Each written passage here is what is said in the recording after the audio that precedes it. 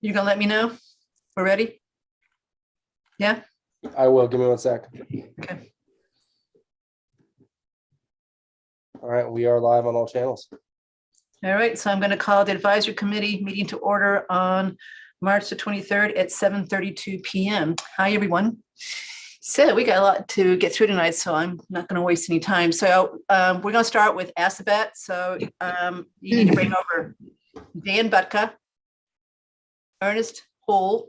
I always said that right. And I will have to tell us who else to bring over. I'm not sure who else is coming over from Alphabet. You know, Those two are in transit. Good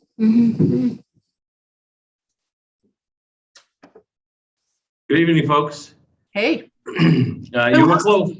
Ernie, it was Hool is the last name. And Maria Silva is the other one, but she's still trying to connect. Okay. Well, we can see her.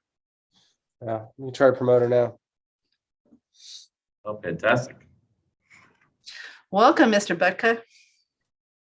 Hey, how are you? I'm fine. I'm fine. This makes me feel really old. Danny Buck is my daughter's age, and look how mature he looks. I can remember him in first grade. Now we get to work together. Yep, we do. All right, there's Maria. Okay, so we are going to start. We're going to do the minutes. We're going to talk about minutes at the end so we can keep going here. We've got a lot of people that are coming tonight, so I want to get started so that they won't have too late of a night. So Alphabet, why don't you guys just take over and let us know what you want us to know. All right, great. Do I have the capability of sharing my screen? We will give it to you. Perfect. Why don't you start with an introduction of who's here with you first, and then we'll go from there. Absolutely. So good evening, and thank you very much. My name is Ernest Hool. I'm the Superintendent Director for Alphabet Valley Regional Vocational School District in Marlboro, and we have our esteemed representative from Southborough. I heard that you knew him growing up. Well, he's doing a fantastic job representing Southborough, bring a fresh set of eyes and great ideas to what we do every day here at Alphabet. And also joining us brand new is our Director of Business Operations, Maria Silva. She's been with us since September of 2021. So she's only been on the job about 6-7 months. I guess it's 6 months. And she's doing a phenomenal job as well. So we're going to kind of walk you through our FY23 budget. I've got a few fast facts to share with you along the way, as well as give you some information that may impact member assessments based on a new admissions policy and the demand for career and technical education. So we're going to try and whip you right through this real quickly. And let me see if I can share my screen. I always start off with your agenda, so that way, just in case I don't have something up that's on the screen that shouldn't be. So just quickly, and if you folks want to just ask questions as we go, we'll wait till the end. That's perfectly fine. So just quickly for us, for FY21, you know, when COVID hit, obviously all the schools had to deal with the global pandemic, as well as the rest of the world and all the other facets of community. So Alphabet was lucky with the renovation project that we have larger classroom sizes. We were able to be in person for 100% of the time. For our CTE programs, and about 80% for our academics was remote. For FY22, and I just found out I have a Westboro listed here instead of Southborough. But for the FY22 school year, one of the changes that we've been dealing with this year is the admissions policy. And the reason I tell you this is because it will potentially have a financial impact to all of our 7-member towns.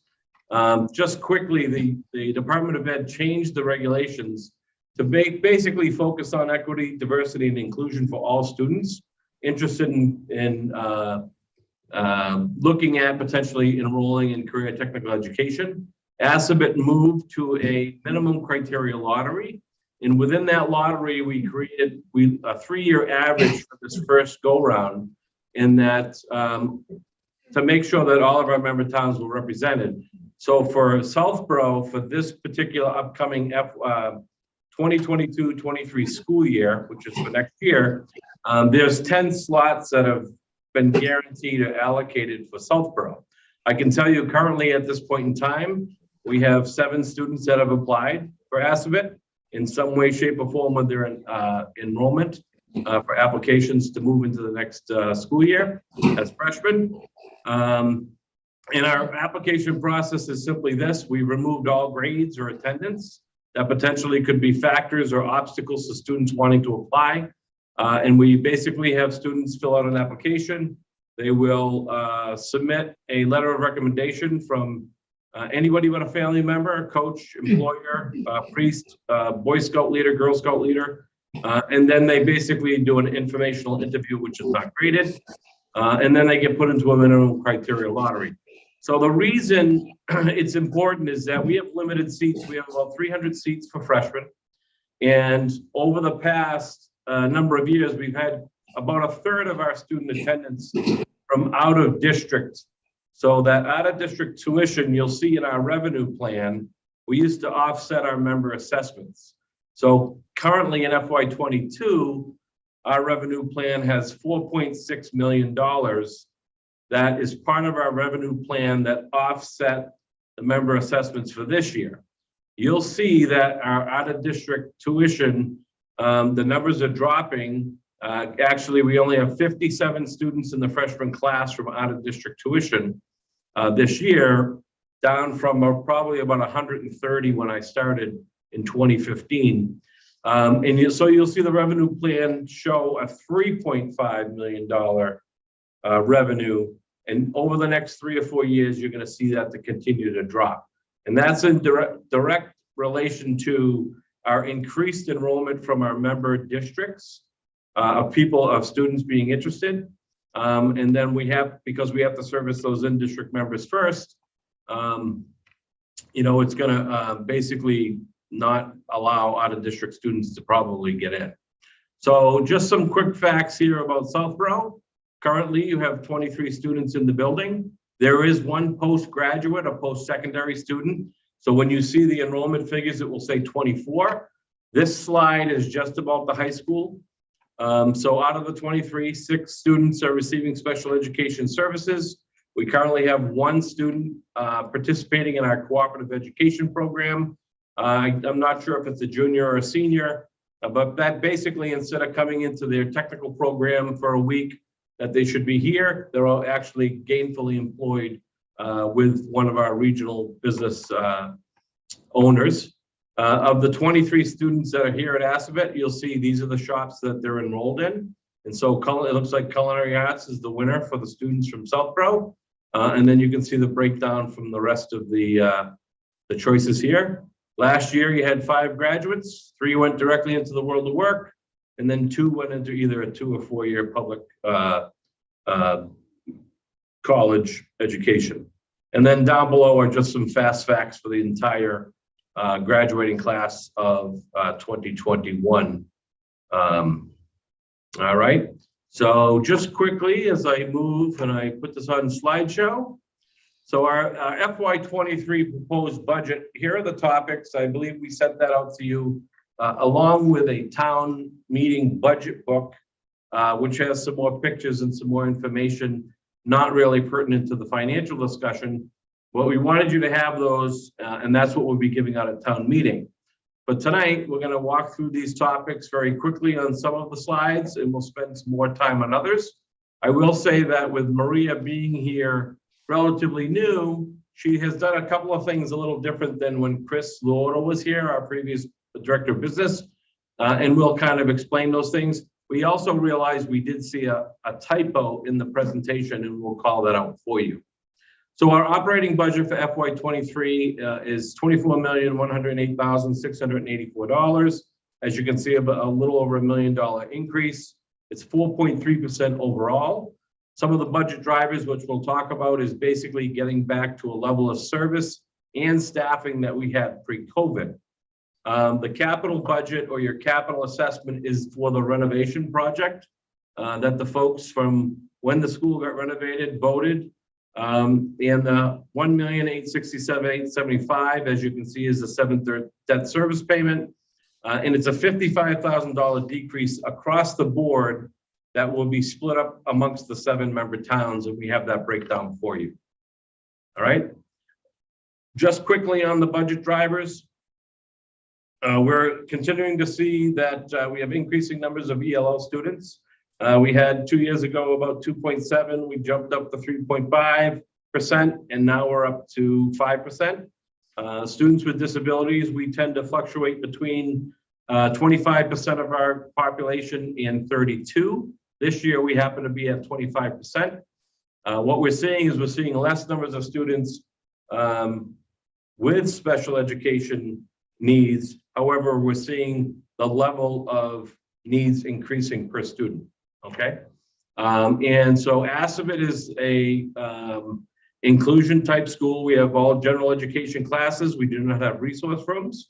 So you can see in the second bullet, we have some co-taught, we have all co-taught classes in our special education students that need further help are put in those general ed classes with either another teacher or a para. We have a very diverse program of studies that has been a demand from our parents and our students to offer things such as AP classes, languages in order to get into follow a college track after high school. We offer our athletic and extracurricular activities.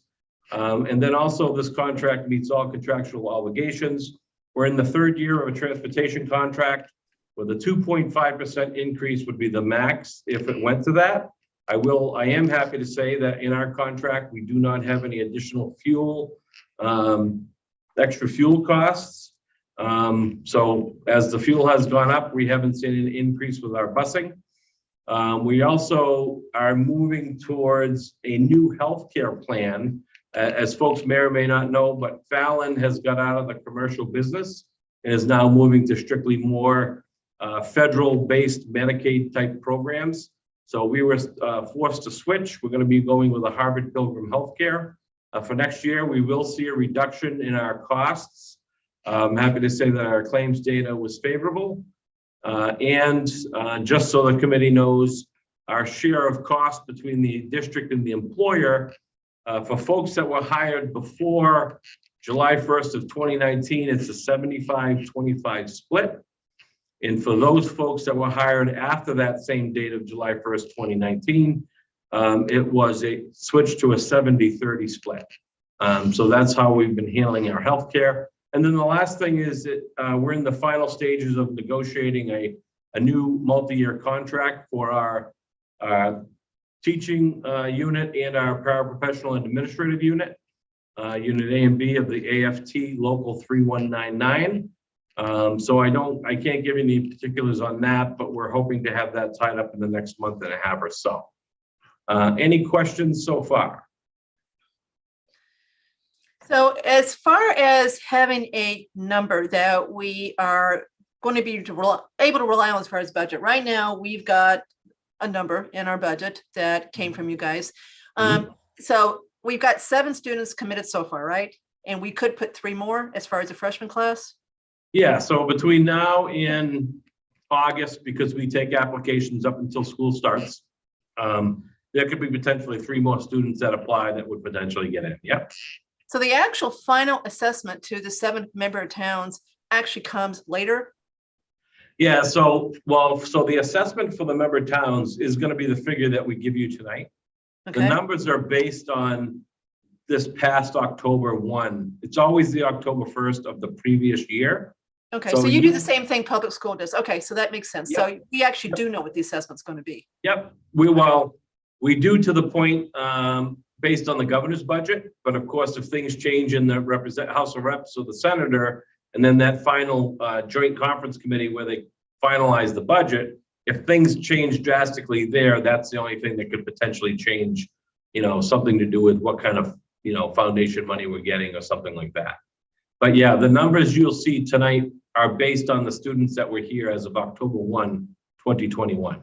So You won't Southport's see- must have gone down because your overall budget of increase of 4.something%. And we were only showing a 0.2% increase in the assessment so far. Yeah, we'll get to it. We'll actually put it on the screen and we'll be able to explain All it right. for you. Okay, keep So going. just quickly, the staffing adjustments, as I mentioned, prior to COVID, or when COVID happened, we had several retirements and resignations. We also had a reduction in force of 7 staff.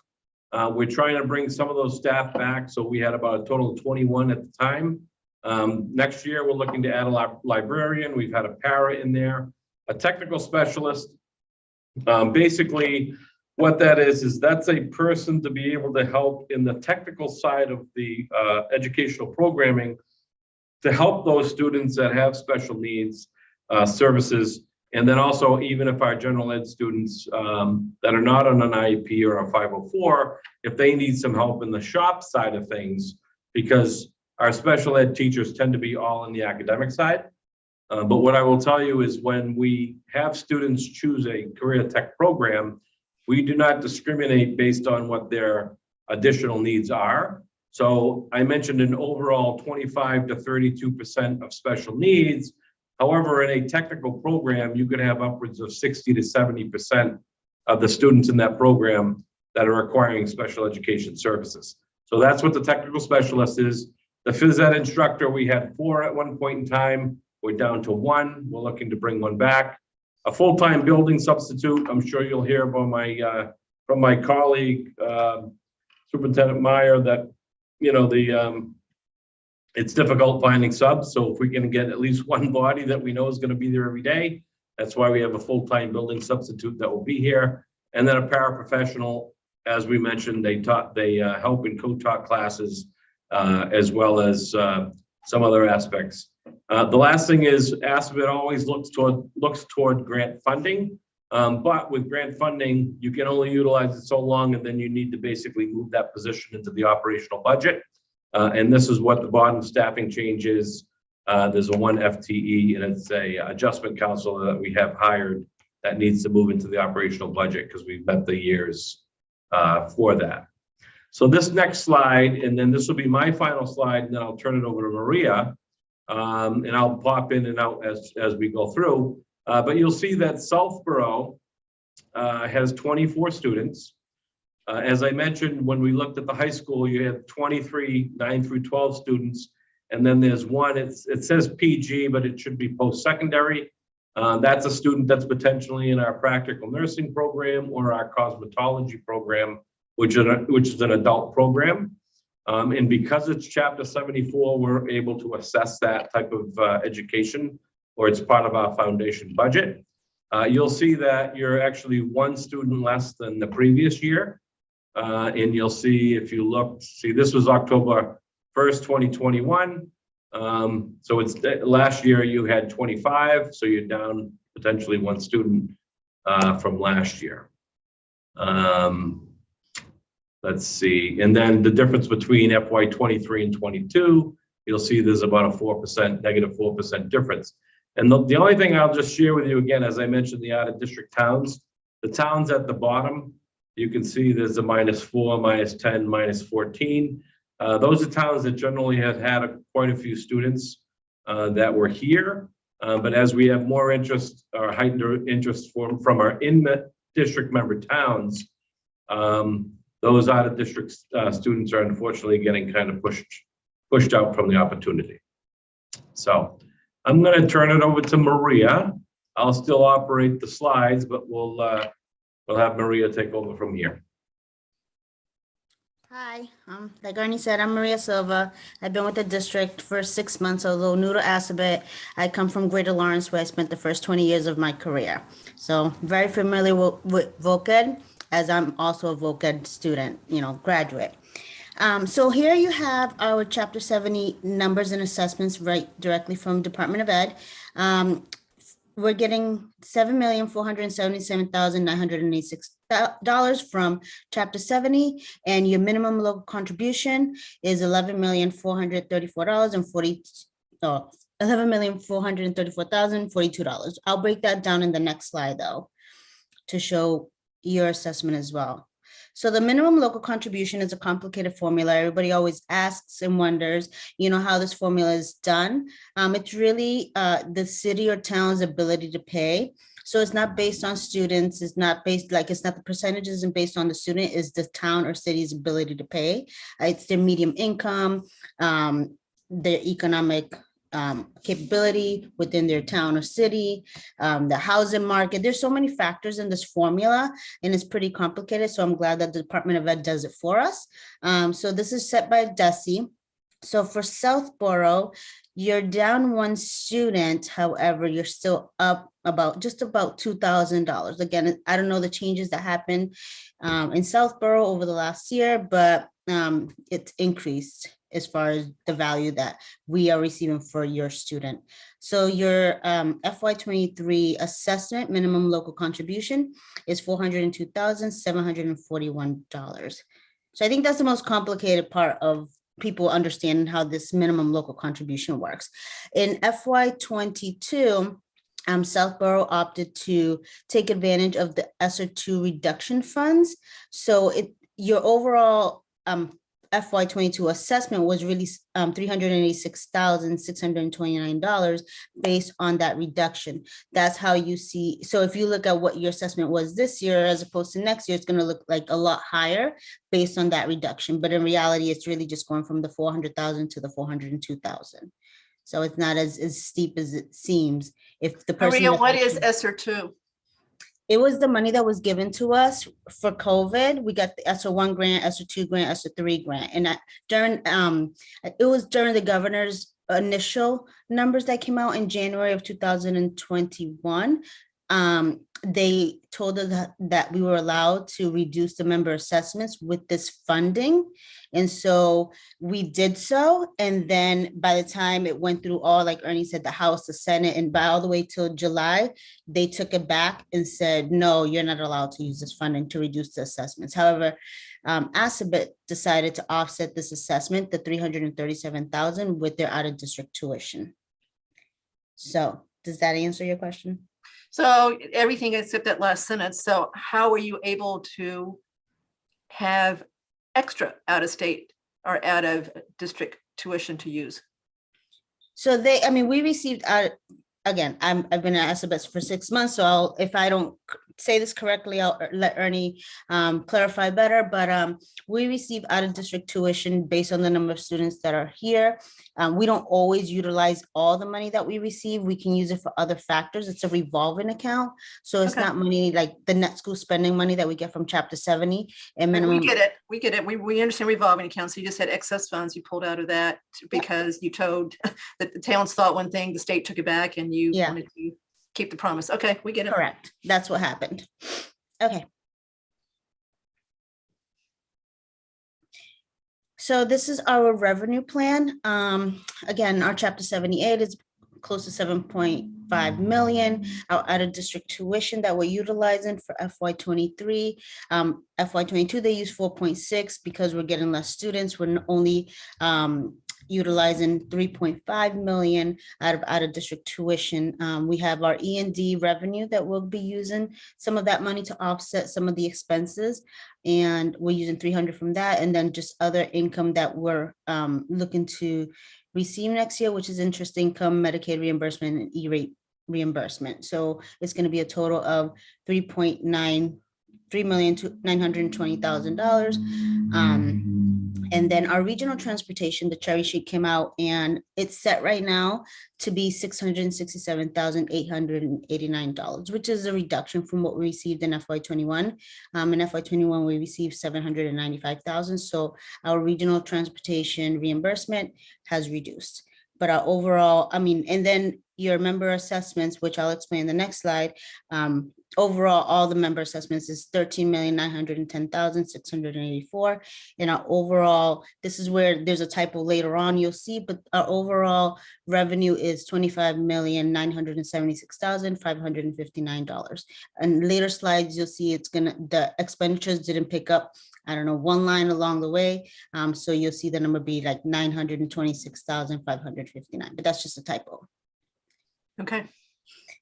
So here, the way I break it down is a little different than my predecessor, but I do it all in one spreadsheet because the assessment goes out to the cities and towns regardless of where, what it's for. So again, you see Southborough here with their minimum local contribution of $402,741. The net busing, so we take our overall busing expenditures for FY23 based on the contract, and we reduce it by the regional transportation that we're anticipating, and then it's broken down by percentage of the city or town, the number of students they come. So Southborough, we have 2.6% number of students. So your regional transportation cost is $15,132. Then again, OPEB, again, I guess it's been an amount that's been set. So your portion of that is $923. And then unlike the net busing, which is based on your current number of students and percentage, which is 2.6, the net busing, the long-term debt was set with a 3-year rolling years ago when they did this bond.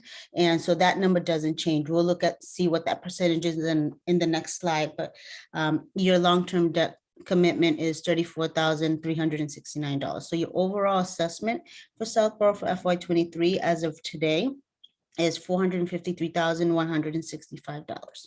Okay, so stop right there for just a moment. So while you're doing this, I'm looking at our budget on my left screen, and we've got exactly the 402,741, and we've got the 34,369. We don't have the 15,132 nor the 923.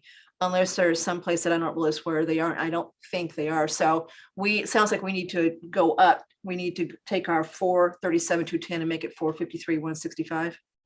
You do, but you don't, because we'll get to, Okay. we'll get to the good news at the end. right, But okay. overall, yes, this is your 453,165 is your overall assessment, which will be broken up into four payments. However, there is a E&D kind of reimbursement reduction of your assessment that's coming in the Okay. Okay. So our capital assessment that for the bond, we have that $1.1 million principal payment that's not going to change throughout the life of the loan. The interest, however, does reduce every year. Next year it'll be $767,875, which is a reduction of $55,000 from last year. We still are carrying the ban, which the member communities are not required to be, pay it. However, just kind of letting you know, we still do have this ban outstanding there. We have it for about the next 4 years. So Southborough, if you see in the prior slide, your assessment was based on the 2.6% of students. However, when they first went out for this bond, I guess it was based on a 3-year average at that time with the number of students that came to the district. So your percentage is 1.84, and that will not change throughout the life of the loan. So regardless if you end up with, 50% of our students, your life, it will never change at 1.84. So your assessment for the bond is a $34,369, which is a reduction of $1,012. This is just the debt schedule. Again, Southborough, the 1.84, that's set completely up until 2042, and those numbers won't change. So this is where the typo happened, where it says 25,926,000, it should be 976,000. But this is the breakdown of our expenditures that we're proposing to how we're going to utilize the funds. I kind of do my budget a little differently than my predecessor, but these are basically the categories in which we will be spending them on based on the DESE function codes, the way we have to report it with the DESE function codes. Obviously, the highest is instruction, the education piece of our operations. Okay. Maria, do you want to just quickly, because the long and short term debt, it looks like it was 0 and then went to almost $2 million. Can you just explain that piece for folks? So the short-term debt interest, I guess my predecessor didn't budget it within the budget. I budget within, like I said, the DESE function code. So that's the short-term interest. That's for the band, the 15,000, and then the short-term and long-term debt function code 8,000. That also includes the band. as well as the bond. So the bond was 1.8 million and something, and the band is 115,200. So that's what that, it looks like it's zeroed out, as well as the separation cost is also a zero.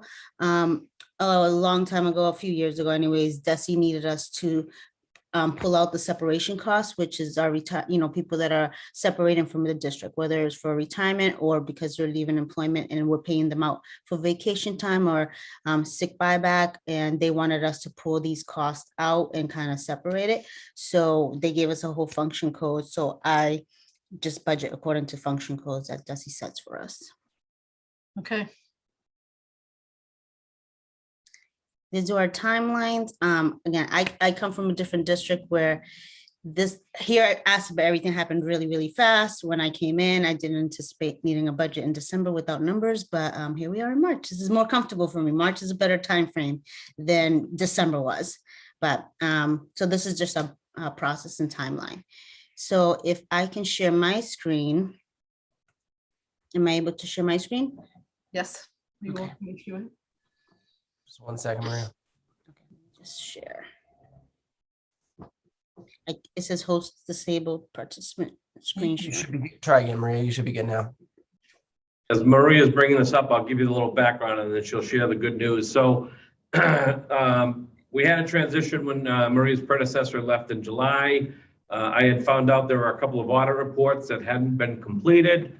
I had taken care of those in the July timeframe. One of those audit reports, when it was completed, the regional transportation reimbursement from the state was then released.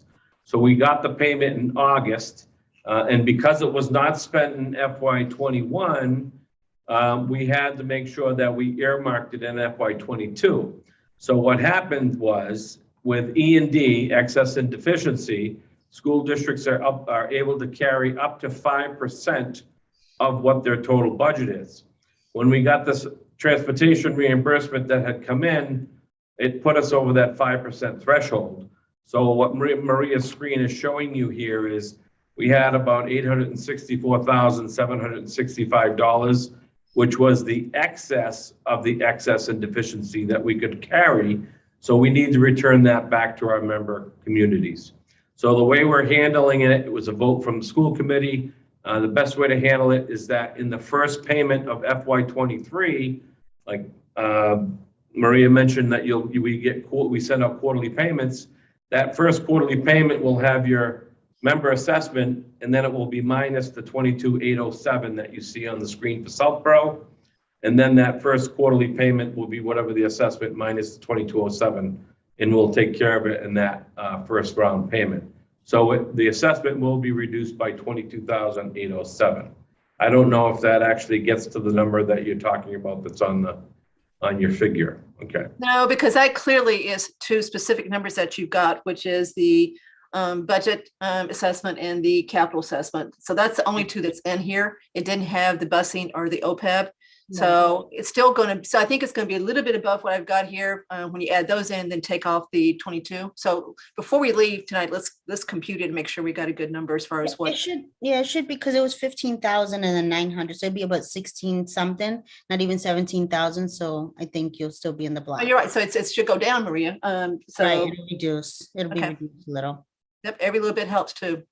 And so that completes our presentation. I don't know if Dan has anything that he wants to add or share or talk about from the school committee standpoint. Sure. The only thing I'll add quickly is that Ernie and Maria and all the folks at Assabet have continued to deliver a top tier education while also being very conscious of our taxpayers. So not only do I fully support them, but I fully support this budget as well and believe that it's kind of as efficient as we can be while still delivering that education. Thanks. And Dan, thank you for serving. So Maria, would you email me what the assessment actually is after tomorrow morning? So I've got your number. Yes, And absolutely. I don't compute something wrong so we can get in the budget correctly. Yep. I just want to make sure I have your email address. So Dan, are you able to get it to me or someone? Caitlin has it, who's been setting this meeting up. So I know she's got it. Okay, I'll get it from Caitlin. Okay. No I mean, problem. kcook@southboroughma.com. It's easy. Okay, so thank you guys. This was really, really interesting as always. So let's just see real quick if we've got any questions from the rest of advisory. I'm fine. So AP. I'm fine. Again, great presentation as always. Great to see everybody. Thank you. Okay. Eric. No questions, but thank you for sharing so much information. This is great. Marcy. I also don't have any questions. Thank you. Adam. No questions here. Well done. Thank you. Oh, you guys are doing good. Tim. No questions. Ooh, first time this year. Congratulations. Look at the grins on the faces. Okay, so truly thank you guys for coming. We appreciate everything you do. It certainly is a big part of the education for Southborough. We're about to meet with K through 8 in Algonquin too. So this is our education night. So you guys are welcome to stay in the audience if you want to hear what they say, but if you got better things to do, have a good night. Great, Thank thank you. you. And- Nice meeting and everybody. just in closing, everybody. thanks for the continued support. And we'll continue to do whatever we can to help the town of Southborough. We've done a number of projects there with our kids utilizing their talents, and we'll continue to search out and seek those partnership efforts between Assabet and the town of Southborough. Yes, you have, and that's much appreciated. So that's great. Thanks so Okay, much. okay. Thanks, everybody. Good night. Thanks. Okay, so Eric, we're now going to bring in Mr. Martineau. Let's see, we're going to start with which one? K through 8. Yeah, so we're starting with K through 8. So that's going to be, I'm not sure Roger Challen wants to come over, but he's here. Let's see, who else is K through 8? Becky Pellegrino, or Rebecca Pellegrino. Sorry, did you say Mr. Martineau as well? Yes, he's our superintendent. So yes, he's going to be here from now on. He's going to do them both. Okay. Okay.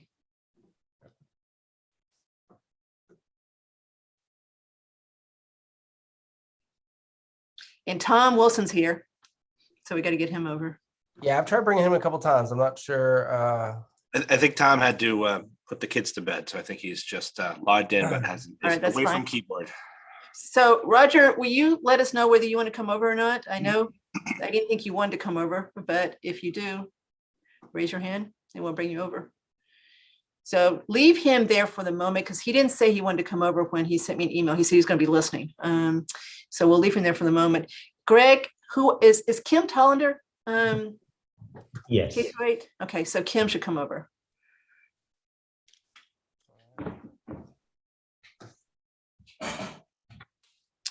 Then there's someone who's just called Town of Southborough, and I don't know who that is, so I can't tell who that is. So is this who you expected, Greg? Is there anyone else you're missing? Because there's someone that's called Town of Southborough, and I can't tell if he's that person's. No, I was expecting Roger and Kim. Okay, Roger's there separately, so he's there, and we can bring him over if we need to. But I think he wanted to stay in the audience for the moment and be there if we need him. Okay, all right, so welcome everybody. So good evening and thank you. And it's actually nice to see some of our clients in the background getting ready for bed. So it's actually good to see kids on the call. Oh, you've got a lot of clients here and potential clients too, which is Yes. why we start at 7:30 because all these people work. They have to get home, feed everybody, get everybody settled, bathe, and to bed. So that's why we start at 7:30. So you've got a lot of potential clients coming your way Yes. in this group. So thank you for giving us the opportunity to present the FY23 budget. So this evening, Becky and I will provide a high-level overview of the pre-K through 8 Southborough's budget. And then we will open it up to any questions that you might have. We did provide a lengthy report of all of our financial documents, and we would be happy to answer any questions that you might have. So if I can share my screen and I'll begin the presentation.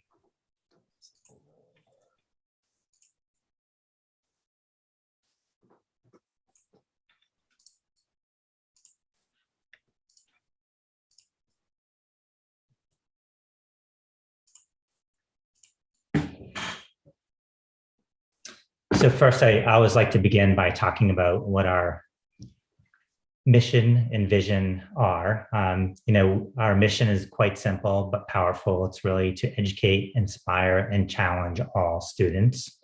And when we think about our students, we really think about what we need to do to prepare them for the next grade level, school transition, and eventually college and career. And we really think about, how can we help our students be collaborators, critical and creative thinkers, communicators, socially and civically engaged, growth-oriented, and very important to be healthy and balanced.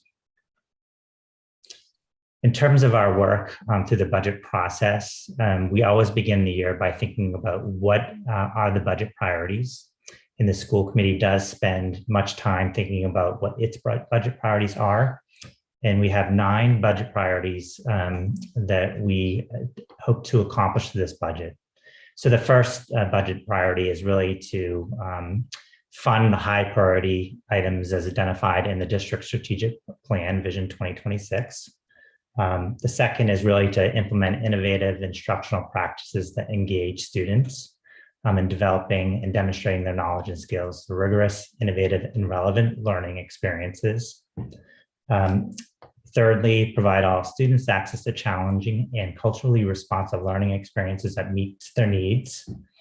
Prioritize social, emotional, and physical well-being of students and staff, and demonstrate continual growth through professional collaboration and development to support the best practices and programs.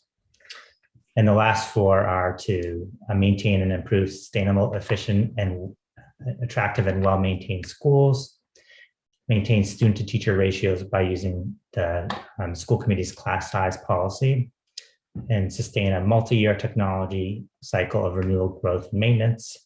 And lastly, we are a people business, so really recruit, maintain, and support high quality staff who work with our students.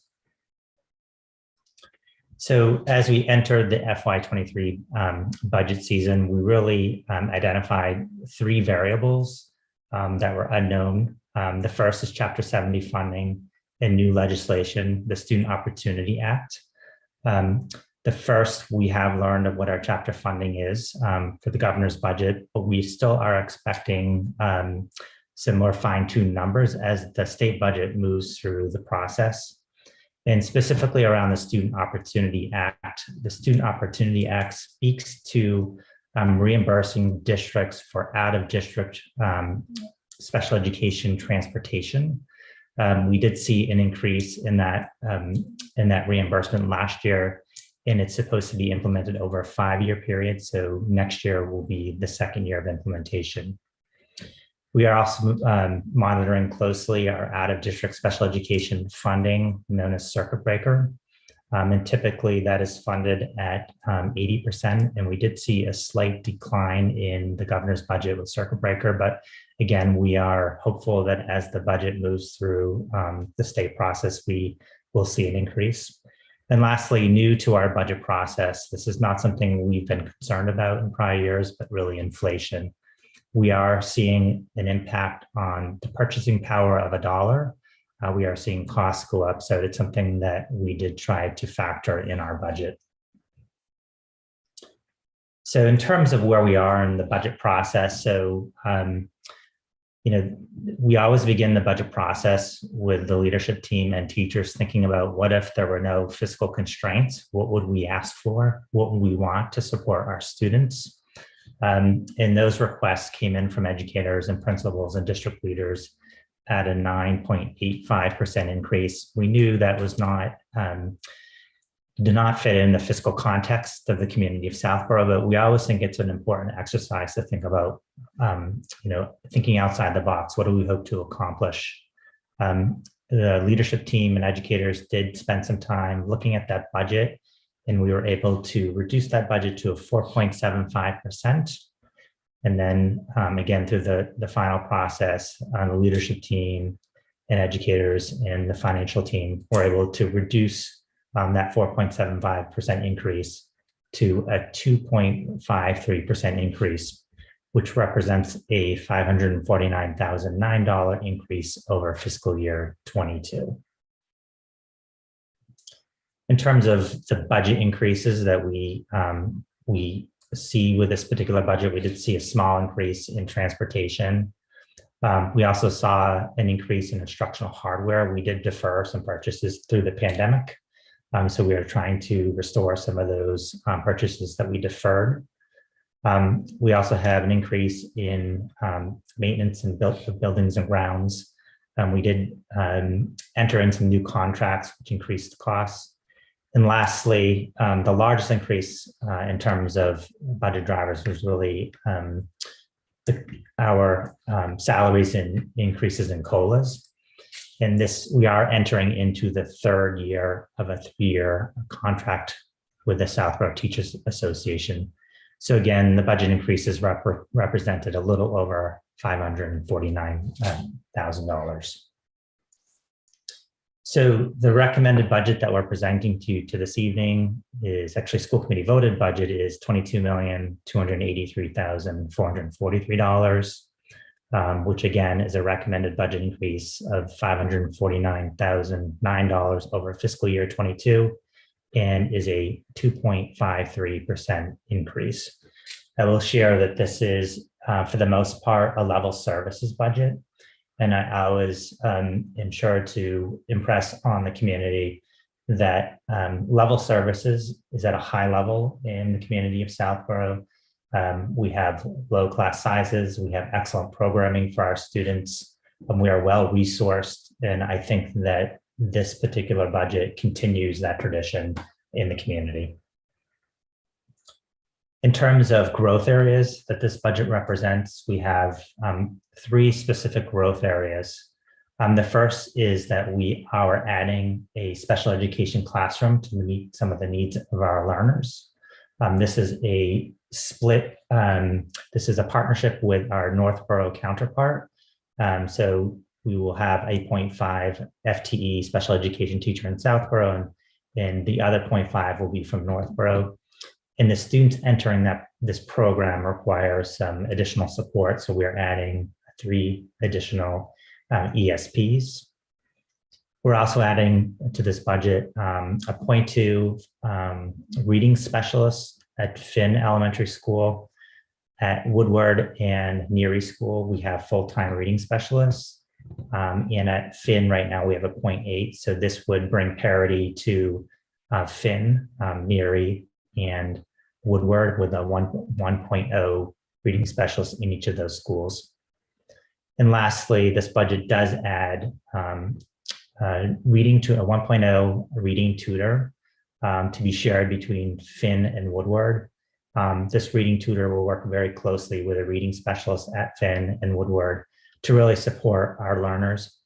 We have seen students impacted by the pandemic, and this will help us accelerate their learning and make sure that all students are getting what they need. So we are seeing a total of 4.7 full-time equivalent increase, which represents $171,348. And then lastly, I think in a historical snapshot of budget increases over the past 5 years, I think we have brought in very fiscally responsible and educationally sound budgets to the taxpayers. And this year's budget is 2.53%. And again, we think it is a fiscally responsible and educationally sound budget that meets the needs of our students, faculty and staff, and helps us grow our program. So at this point in time, I will stop sharing my screen.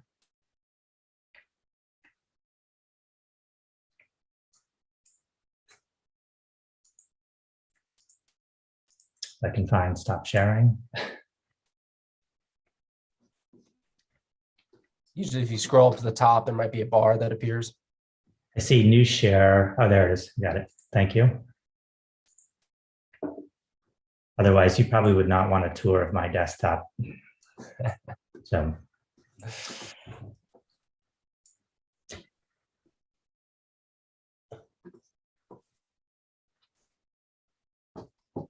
Kathy, you're muted.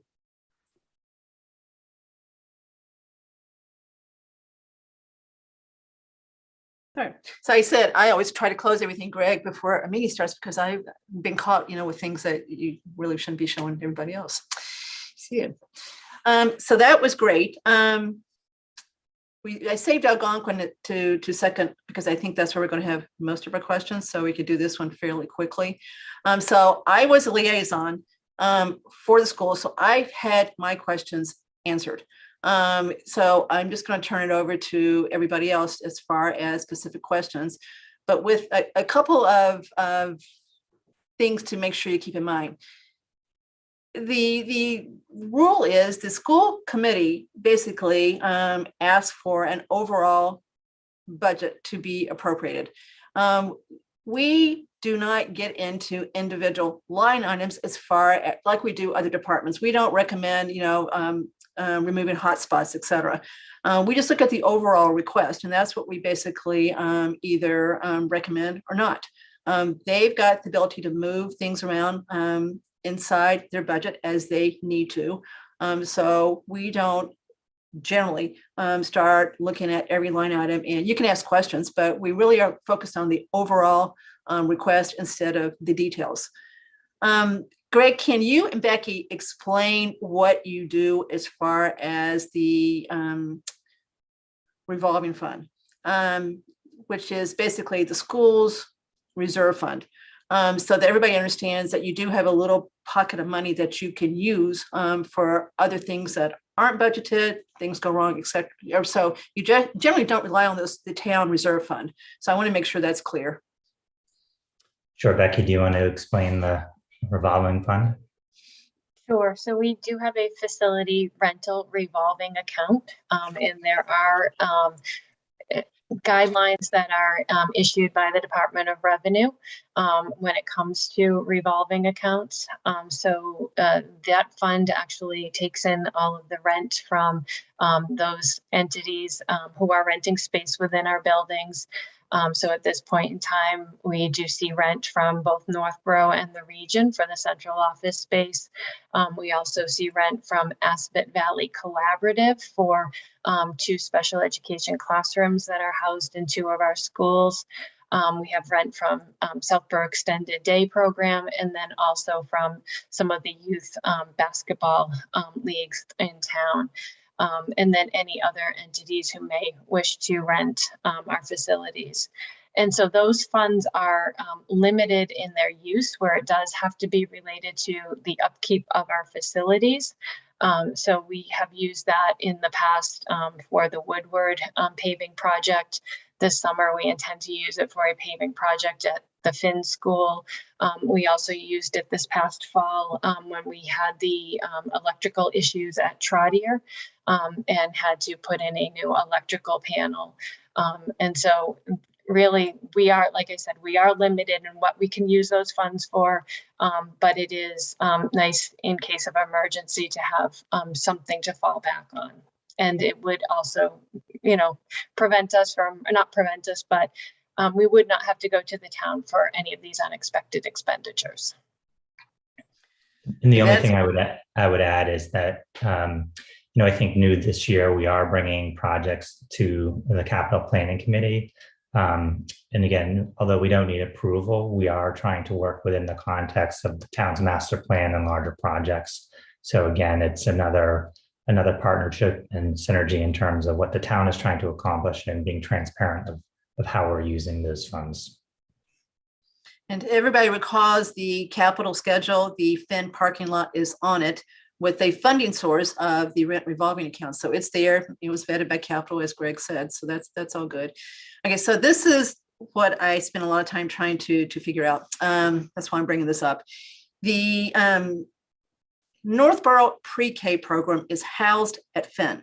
And there's no charge to Northborough for using the Finn classrooms.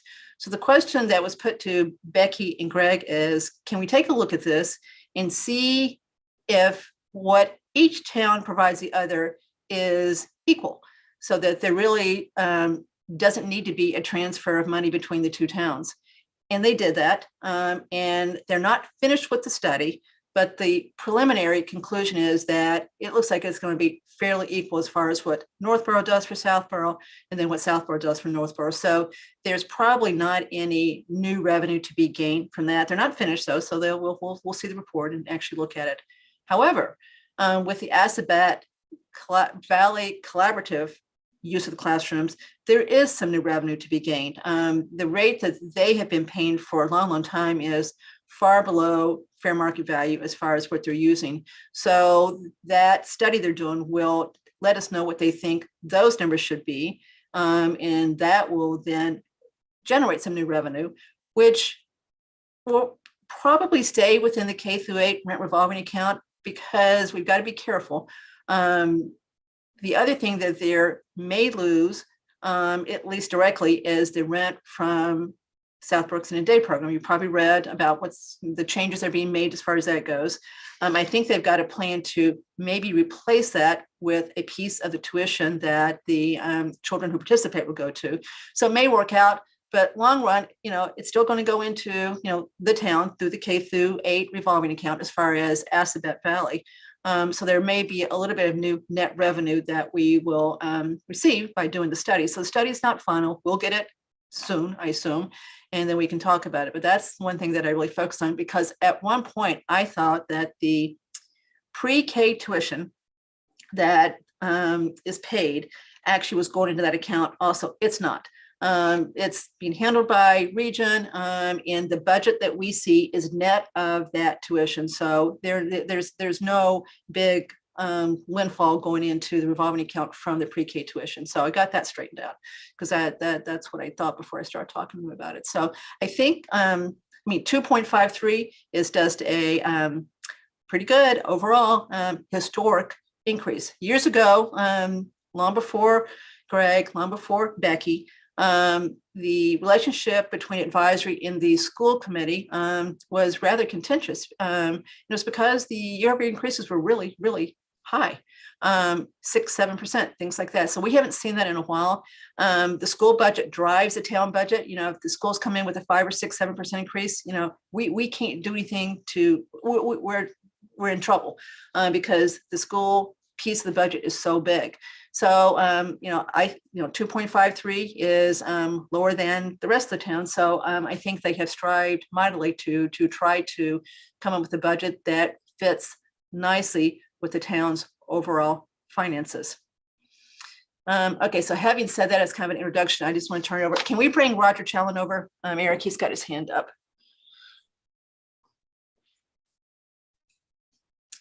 En route. Okay, let's see what he's got to say before we start asking questions. Greg and Becky, while he's coming over, do we have one student for Norfolk again? That's what's in the budget right now. So we have one application pending currently, so we're tracking that and keeping in touch with Norfolk to see if the student will be accepted. So we are working with Mark and Brian very closely. Okay, alrighty. Hey, Roger. Hey, thanks. Could I make one comment before there are any questions, Kathy? Would that be all right? Absolutely. So to the rest of advisory, Roger is the current K-8 school committee chair. And in past lives, he's been a select board member. Roger, you were on advisory too, correct? At one point? For a long time. Yeah, so he's said it every chair. Personnel, capital budget, anyway. He knows it all. So here you go. And I forgot it all. Kathy's heard this comment before, but I would like to just make one brief comment. When you see a budget that comes in pretty much identified as a level services budget, and I think as most all you folks know, most all of the school budget is salaries. And if you take a look at the increase this year, yes, there are a few other positions, but by far the bulk of the salary is contractual. So one of the things that we as a school committee did when we saw this is we asked the district to at least convince us that they didn't have any other needs and things outside of salary, and they did convince us. But we did ask the question, to make sure that we were trying to cover some of the educational bases, and And they did assure us that they were okay. So that's my comment, and I'll go on mute. Thank you. Very nice to see you. All right, so I'm just going to start as I see people. So Eric, would you like to ask any questions of Becky and Greg? No, this is great, guys. I mean, I appreciate the transparency. I guess one point of clarification, forgive me if everybody else knows this. We don't fully know the impact of COLA yet. Is that correct? Or No, we do. It's 2.75% in the third year. So that is factored in. okay, so it's a lock number. Okay, great. Yeah, Awesome. Eric, it's only the other union contracts that are up for negotiation this year. Schools is already under contract. Okay, already set. Great. So awesome. Yeah, so No, even though inflation is 6%, the COLA is 2.75%. So thank goodness it's set. no, thank you guys. No questions. I mean, I appreciate the hard work on the budget. It's very clear. You guys do phenomenal work, and looking forward to being a client, or my kids being clients in the future, although I got a few years. So thanks for everything. AP? No, overall, I think the budget's good. I mean, I think we just got to, always keep an ear and eye out on, dwindling or reducing school enrollment and, the budget. But I think right now it's for K through 8, it's pretty flat, so it makes sense. The only thing is probably more of a question for Becky. Becky, there's a lot of line items that are changing in the budget that are very hard to follow. Are we ever going to restate that going forward, just so it's easier to kind of have the trend lines, like the director of technology drops off and I don't really know where it goes and things like that. It's hard to follow the trends. Yeah.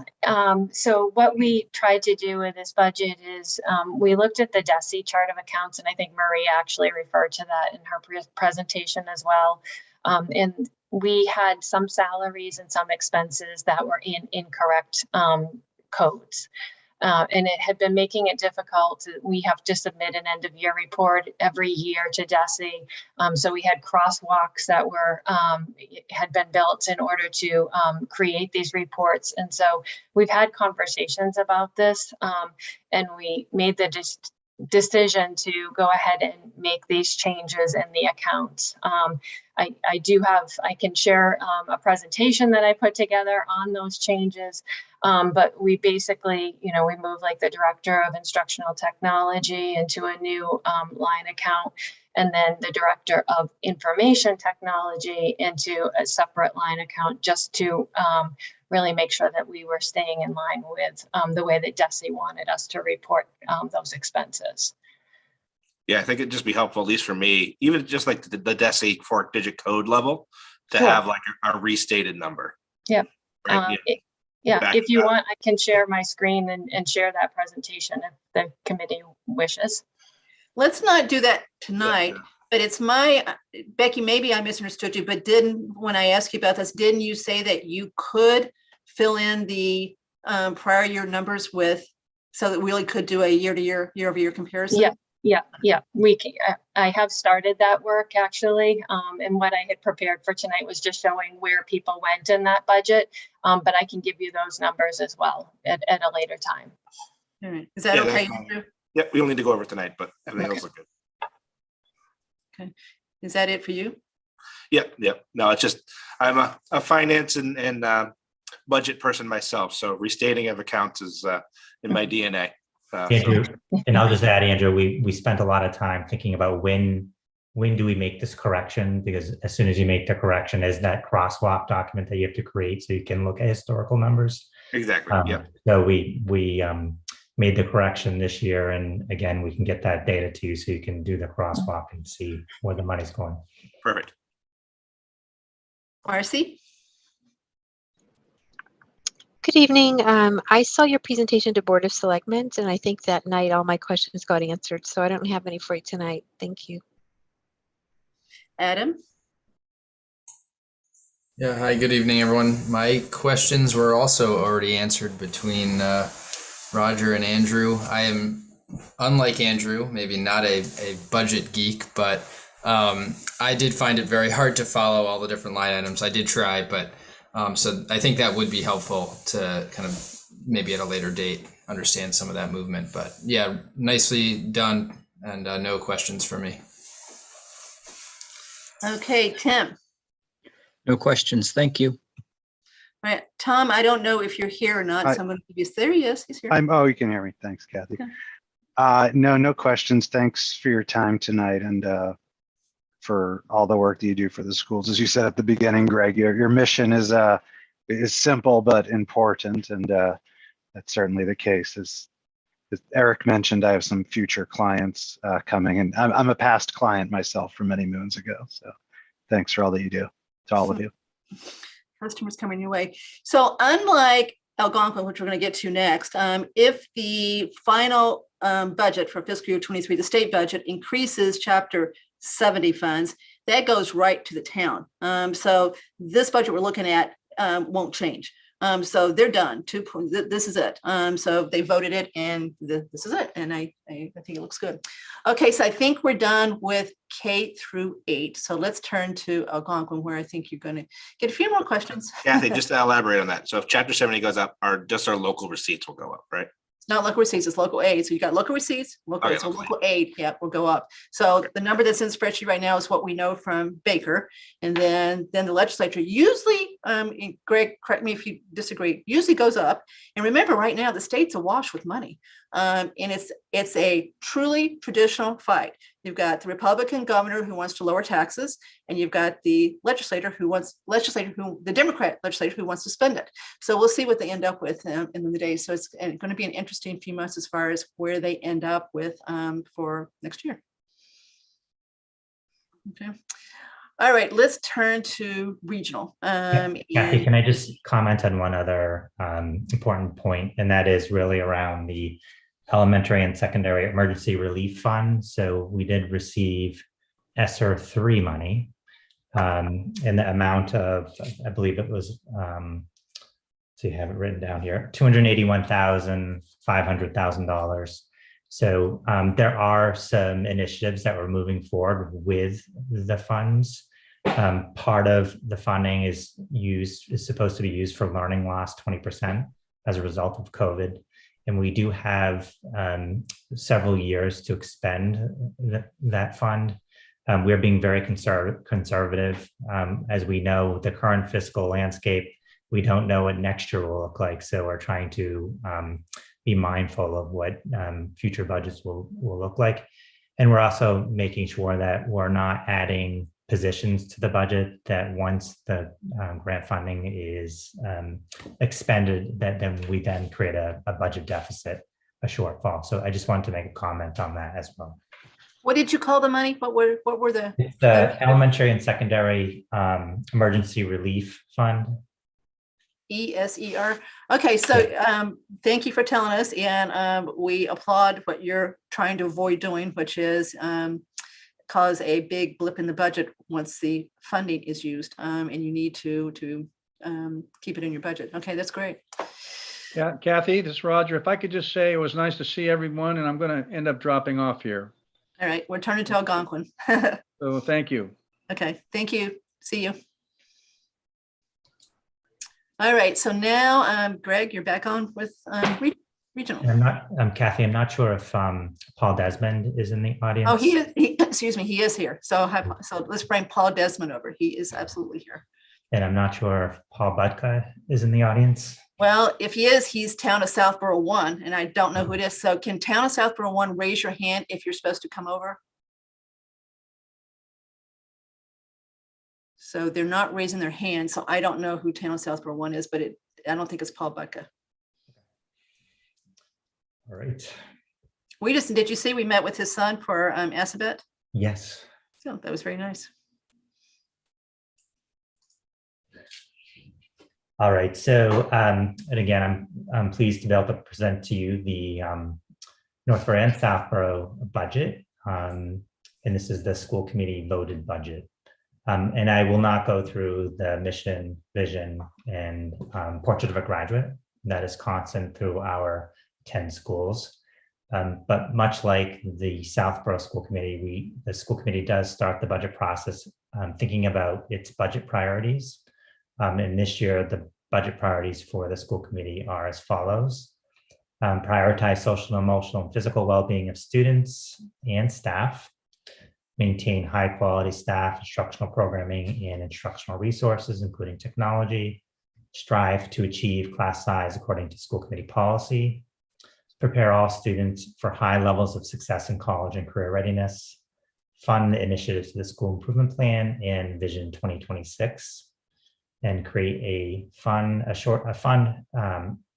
create and fund a short and long-term capital plan for the high school. And lastly, fund the school committee approved initiatives that are recommended by the Coalition for Equity. In terms of the budget variables for the Northborough Southborough Regional School District, similar to the pre-K through 8 budget, it's Chapter 70 funding and the Student Opportunity Act. In terms of the Chapter 70 funding, right now we are getting basically level funding and a $30 increase per student. And that is because we are well funded for the most part. There is some discussion that the $30 could increase up to $100, but again, we have to wait to see the budget plan at the state level. Health insurance was also a variable. So again, Fallon did leave the commercial insurance market. As a result, we were a single health insurance provider at that region. So it did require us to go out and enter the health insurance market. We partnered with the community of Northborough, and new was we also partnered with the town of Southborough. And what this allowed us to do is to be much more competitive in the market and also pool our claims data and have a much larger market share. And I think that served the region, the Northborough community and the Southborough community very well, because we've had a very minimal impact on the overall insurance to the regional budget. Similarly to the pre-K through 8 budget, out of district special education funding, circuit breaker, and lastly, inflation is a budget variable. In terms of the overall budget process, again, the budget process of the region begins by thinking about what we want to accomplish if there were no fiscal constraints. The budget that principals and the leadership team brought forth represented an 8.3% increase over fiscal year 22. After discussions and looking at our strategic priorities in Vision 2026, we were able to reduce that to 4.52%. And then the last iteration, we were able to bring the budget to a 3%. So the budget that I'm presenting to you tonight is $25,727,081, or an increase of $750,378, or a 3% increase over fiscal year 22. In terms of the budget drivers for the high school, so we had deferred some purchases of instructional textbooks, materials, and technology. So they have a 5-year instructional resource renewal plan. So we are starting that up again. Also, we have OPEB. So much like the town of Southborough, we are responsible for funding OPEB, much like a town. We created an OPEB account, a fund last year, and put a nominal amount. And this year we're putting 25,000 in, which is it's a pebble, it's a piece of sand on a beach. It's a small amount, but it is an unfunded liability that we need to make sure we fund at an appropriate level. And this again starts that process. Salary increases in COLA. So again, much like Southborough pre-K through 8, the region, they're entering their 3rd year of its collective bargaining agreement, and they too have a 2.75 of COLA, and that is reflected in this budget. So salary increases in COLAs represents $286,941. The region is also responsible for insurances, so health, liability, and workers' comp. So although we did not see a significant increase in health insurance, we did see an increase in our liability and workers' comp insurance. So those increases total a little over $50,000. And then special education, out of district transportation. So students who we are not able to educate within our educational system, we are required to transport them to appropriate placement. That is an increase of $83,720. And lastly, special education collaborative tuitions, which is a little over $280,000. Although that's a large number, I will share that we do access and utilize the Aspet Valley Collaborative because their tuitions are much more economical. It's keeping our students local versus sending students to private out of district placements, which can range anywhere between 250 and 450,000 per student. So although that's a significant increase of 280,000, it's actually good planning, good for students, and a lot lower than what that number actually could be if we weren't accessing our Aspet Valley Collaborative. So the total of the budget drivers is a little over $750,000. In terms of our budget offsets, so we do have circuit breaker reimbursement offsets of a little over $800,000. We have employee retirements of leave of absences. So again, as we see declining enrollment, one way that we work to reduce the number of faculty is through attrition. So that number this year of employee retirements is $464,912. And then line item reduction. So we do a lot of work looking at 5-year trends and averages with line items and seeing where we can make reductions. So we were able to identify a little under $40,000. So the total budget offsets is $1,322,884. So again, the school committee voted budget is $25,727,081, which is a budget increase over fiscal year 22 of $750,378, and then a 3% increase over fiscal year 22. And I would share that this budget too, much like the pre-K through 8 budget, is a level services budget. But again, we have a high quality program at Algonquin, high level of service. We have excellent class sizes and a breadth of opportunities for students, whether it's music, drama, academic, athletic. There's just a wealth of opportunity for kids. This budget also begins to look at student activity fees. So we do have activity fees at Algonquin Regional High School, specifically a student activity fee, which is $50. We have a student athletic fee for students who participate in athletics. And also we have a parking fee for students who drive and park at Algonquin. It's been the will of the committee to really think about how we can reduce these fees for our families. As you all know, once a fee is assessed and incorporated into an operational budget, it's very difficult to remove that revenue.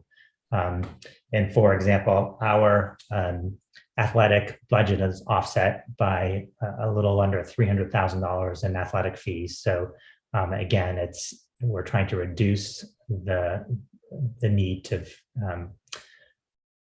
charge fees for our students.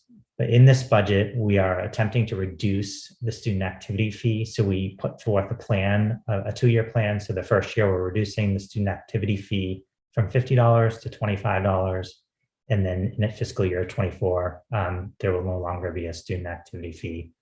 Although it's not a lot of money, it is very symbolic, and we feel it is important to kind of move in this direction. So in terms of the FY23 projected budget distribution, so again, the aggregate budget increase is 3%. And what you see is our Chapter 70 aid based on the governor's budget, which is a little under $3,250,000. We also have our regional transportation aid, so which is $723,266. This was a little less than we had expected from the governor's budget, We do expect and anticipate that regional transportation aid will increase as the budget moves forward. And we have revenues of $20,000, and the total is $3,991,820. So that gets subtracted from the total budget, and that is left with the budget after offsets of $21,735,261. Then we have our minimum local contribution, which again is assessed by the state, and that is the Chapter 70 funding formula. Northborough's contribution is a little over 8 million, and Southborough's local contribution is $5,134,573. Once we subtract minimum local contributions, what we're left with is the budget the budget after required contributions, and this is what is apportioned by the regional agreement, which speaks to enrollment. So then we have the $8 million, $8.5 million, and that is apportioned by enrollment. So this year, Northborough's portion is 61.08%, and Southborough's portion is 38.92%. We did see a 2.5% swing in enrollment from Northborough to Southborough, which does impact the overall assessment calculation. So if you look at Northborough's apportionment by regional agreement of that $8.5 million, it's $3,319,242. We have the minimum local contribution requirement, and that totals $8,453,815. Compared to FY22 assessments, it is a $976,082 increase, which is a significant increase. And that is primarily due to shifting enrollments. When we look at the Chapter 70 funding formula, there are really 6 factors that go into that funding formula. It's property value, income, municipal growth, revenue, wage adjustment factor, and inflation. And the most influential component of the Chapter 70 Foundation is enrollment. And we did see a shift in enrollment, which did shift the assessment to Southborough. Having conversations with the school committee, like the Aspen Valley, we do have the ability, because we are a regional school district, to have an excess and deficiency fund. The school committee does have an E&D policy that keeps a minimum amount in that policy through good fiscal management practices. We were able to apply $600,000 of E&D while still being within the school committee's policy of E&D. So that $600,000 gets applied by the enrollment percentage of the $600,000. It's apportioned, and we can see that Northborough's increase this year is 0.17%, and Southborough's apportionment is 9.93%. If you look at the 5-year historic average of Southborough's assessment, it's about 2.5, a little under 2.5%. In there, if you look at the historical chart, you will see that some years Northborough is paying a much higher assessment, where Southborough is not. And this is just an example of from 2016 to this particular budget cycle. You'll see that without applying E&D, $600,000, Southborough's assessment would be 13.5%.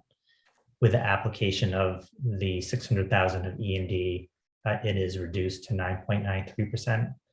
And if you look at the past 4 years, Southborough's assessment has either been negative or less than 2%.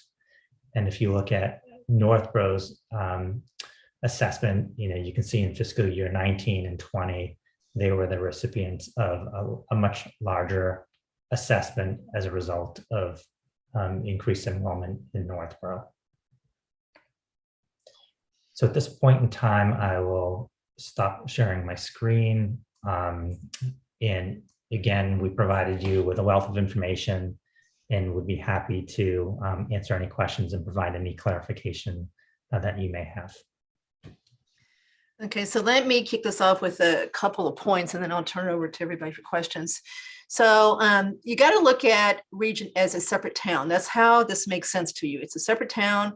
They basically assess the two member towns what they need to basically pay their bills. So you don't see when he says insurance and things like that, that's not in our town budget. That's just that's in their own set of books and their own budget that they've got computed.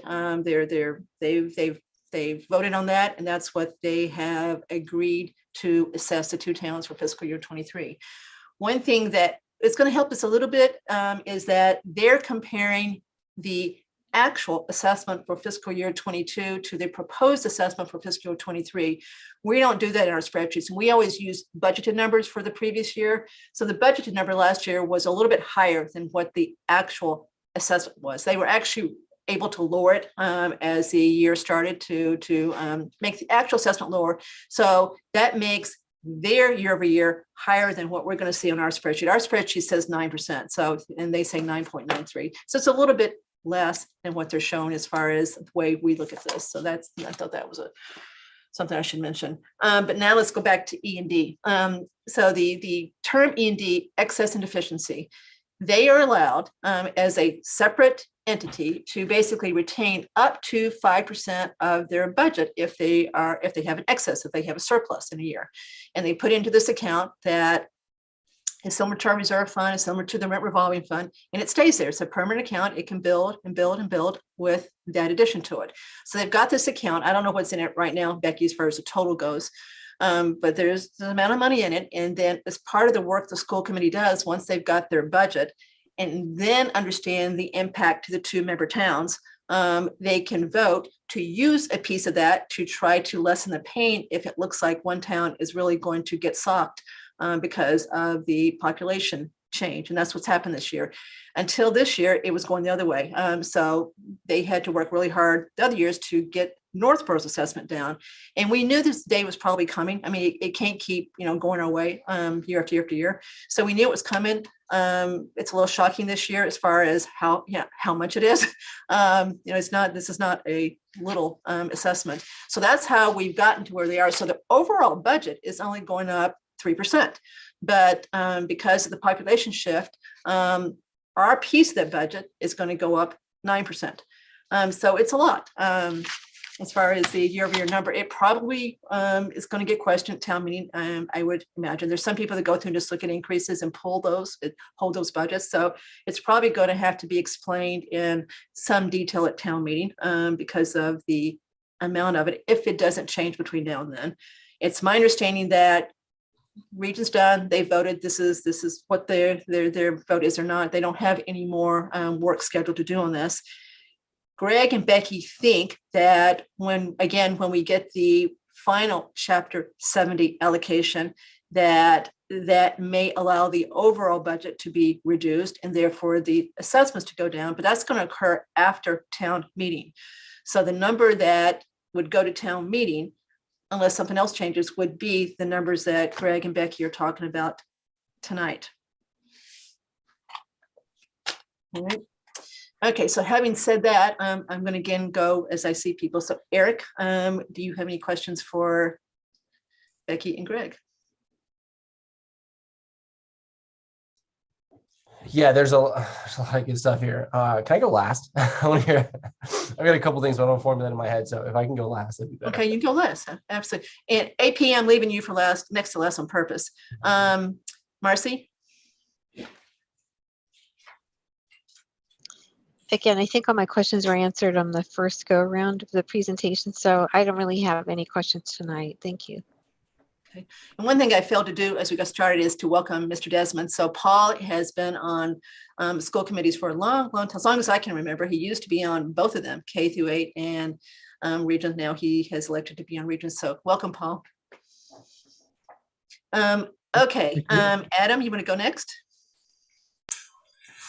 trying to make sense of this. So I guess I don't totally understand the last table that you had shared. I'm trying to crunch some of the numbers to replicate them, and I'm having a hard time doing it, which doesn't necessarily mean I have a question. I don't know if I fully understand it, which is maybe why I don't know what the right question to ask is. It just, I guess I just don't understand why maybe the Southborough percent increase is so high, even though Kathy's explained it both in email and on this call. I'm just trying to follow the math and having a hard time replicating it myself. So Adam, I'm happy to work with you offline to do this, but let's just say there's two things that go into this. There's one piece that is controlled by state law, state rules, which basically looks at several factors. It's hard to compute it, which is what Maria was trying to tell us. Becky will tell you this too. And it's based in large part on the computation of the town's relative wealth to each other. They look at this equalized value number, which is adding up all the value of the towns. They look at the income of the town residents, et cetera. So that one is controlled by state rules. So that was that first number, right? The second piece is controlled solely by the school population on October 1st of each year. So they know what the population was on October 1st, 2021 of Algonquin. How many was Southborough? How many is Northborough? They know that the Southborough piece of the total population has increased relative to Northborough. And so that piece of the remaining budget that they need to cover is going to be allocated that way. And it's a big increase. If you look at what happened, going from 36 to 38 in 1 year is a big increase for Southborough. So it's just, it's a large change as far as our percent of the total in the school there. And Kathy, if I can just add to the municipal local contributions did change as well for that calculation. So Northborough's went down by about $330,000, while Southborough's increased by $211,000. So that calculation, and that's that first line that Greg had gone over, right there, you can see that big swing between the two communities. All right, so that didn't help either. So it really was a double whammy. So it looks like, Southborough is perceived as being, it's always been perceived as being wealthier than Northborough. Not that Northborough is not wealthy, but relative. And so it sounds like with this computation that difference is even more as far as the way the two look. And so we end up having to pay more because of that. So that's helpful. The numbers that are in the Northborough assessment non-exempt and Southborough assessment non-exempt, shouldn't it be that it's the 21,135,261 multiplied by whichever town's enrollment percent would yield whatever's should be in each of those assessment non-exempt columns? Is that right? Becky, So basically there's a statutory apportionment, which is the first table that I showed. And then the second table was the regional agreement apportionment. So basically what we do is we subtract Chapter 78 transportation revenues and get to that statutory number. And then that's where we basically just plug in the minimum local contribution. Those numbers are given to us by the state. And then from there, we look at the regional agreement and look at the apportionment based on the regional agreement. So there is a spreadsheet that we use, which we'd be happy to share with you. And that's okay. And walk you through it. No, I'm just trying to understand it. So that's why maybe the numbers are hard for me to recreate here, because there's maybe more going into it. Okay. So Adam, AP and I can help you offline to really understand this. I didn't check the numbers. I know they're right. As far as how to do it, you just got to, the state goes first, and then the regional agreement says after you take out the minimum local contribution from the budget, you've got that set, then the rest of it gets divvied up based on school population on each October 1st. So that's what that agreement says. Okay. Yeah, I mean, I think at a high level, the budget increase number isn't, I guess, I'll say this without fully understanding everything, but it isn't particularly worrisome to me.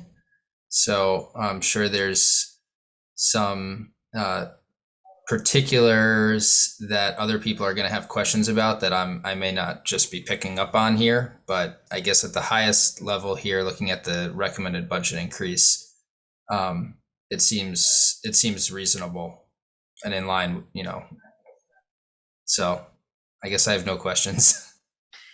AP is going to have some detailed questions like P7 in just a minute. That's why I'm waiting for everybody to do theirs into AP. But let me just say this. If we wanted the assessment to come down, and I think, if Greg and Becky had their druthers, they'd rather see Southport something like 6 or 7, it'd sound a little bit better than 9. But look what you would have to do to the overall budget to get us down to, let's say, call it 10 now, down to 7, 3%, right? We're only 40% of that. We'd have to go down, the overall budget would have to go down by 7% to get us down to 7%. So it'd have to be a negative year-over-year budget increase if we were to get our assessment down to something that sounds a little bit more palatable. So AP is going to pick up on this thread in a second, but I don't see how you do it. Kathy, it's not negative. It's 0.7% increase. Not. I don't think so. Look, do the math, AP. Do the math. If you want us to come down 3, right, down from 10 to 7, right? We only have 40% of the budget, right? So you've got to have 7% times 40% is 2.8. So that's 3%. So the whole budget would have to come down 7% to get us down to it. So unless I'm doing something wrong, I think it's a negative budget to get us down to something reasonable. So even if the Chapter 70 increases somewhat with the state, it's going to take a lot of increase, I think, to get that number down, Greg and Becky, to something that sounds better. And I'll just say that the only lever we have in reducing the community's assessment is excess of deficiency. And the single purpose that E&D can be used is to reduce the community's assessment. Other than that, there's really no control that we have around the assessment, other than trying to bring in a fiscally sound and educationally responsible budget that is within a reasonable increase. So take that a step further. If they voted another 500K to E&D and did $1.1 million instead of 600, we would get about 40% of the 500, right? So we get $200,000. And so, yeah, that would take it down a little bit, but. And Kathy, I can tell you the DOR approved amount for our E&D as of July 1, 2021 was $1,125,585. So we're using more than half of that balance. We were at 4.41%, as of July 1. This will bring us down, and we are planning to be able to put some more funds into E&D at the end of the year so that we will remain within the school committee policy of having 3.25 to 3.75% in the E&D account. Kathy, could I add one little thing to that? Sure, Paul. It's a 10-member school committee, and 5 of them are from Northborough. And Northborough, at least this year, would have very little incentive to go higher on that E&D number. So that's kind of, I think, had a lot to do with how we settled on 600. Yeah, Northborough's probably pretty happy, right? Oh yeah, just like we've been the last several years. But Exactly. So Yeah, tables have turned. We're in their shoes now. I mean, I will share that this is a very frustrating part of presenting and kind of preparing a regional budget, because I think the last couple of years we've been fairly fortunate where we've had pretty assessments with parity between Northborough and Southborough, but it's not always the case. And when it is a case where one community has a far greater assessment, it is kind of a challenging problem to look at and think about how you approach it with a community. Not to depress everyone, I think based on what you're projecting for enrollment for 10/1/22, that it's going to happen again next year, not as much, if you're right. Well, Kathy, I will share there was an anomaly in some of the data that we did see. And that is typically we look at 8th grade students transitioning from 8th grade, matriculating to the high school. And we look at, the Northborough 8th graders transitioning to the high school. And also we look at Southborough Trotter to the high school. So typically we see between, I think on average, it's been 85% of Trotter 8th graders matriculate as freshmen at Algonquin.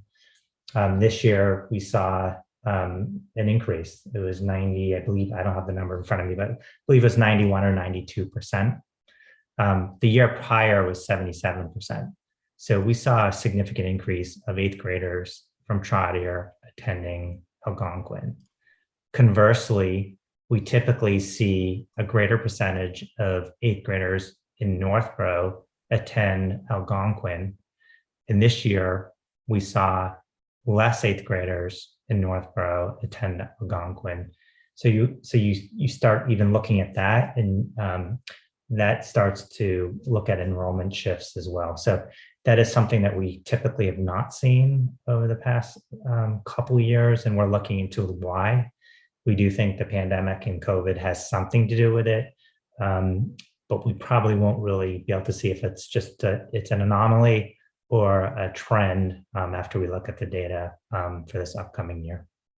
So you're saying don't write in stone yet as far as what your NASDAQ is predicting for October 1st of 22. Correct. Okay. All right. So we won't even talk about that then, because that's even more depressing. So AP, I actually did this. I did the calculation in my head wrong, because the state minimum local contribution is fixed. That's the number, and then you do the rest of it. So we'll recompute this. Okay. So enough for me. Who's next? Adam, you did yours. Marcy, you did yours. Tim. No questions. Thank you. Tom. Thanks, Kathy. No, thanks. I'm all set. I'll hang on and hear what we hear from other people who'll dive a little deeper. Thank you. So now, Eric, are you ready? I'm still trying to save AP for last. Yeah, let's let AP go last. Yeah, no, thank you. A couple questions I had around the E&D were just answered, so I appreciate you guys clarifying in terms of how that process works, right? And also what the fund actually looks like. So that's helpful. And I believe you guys said this, but I just wanted to clarify this.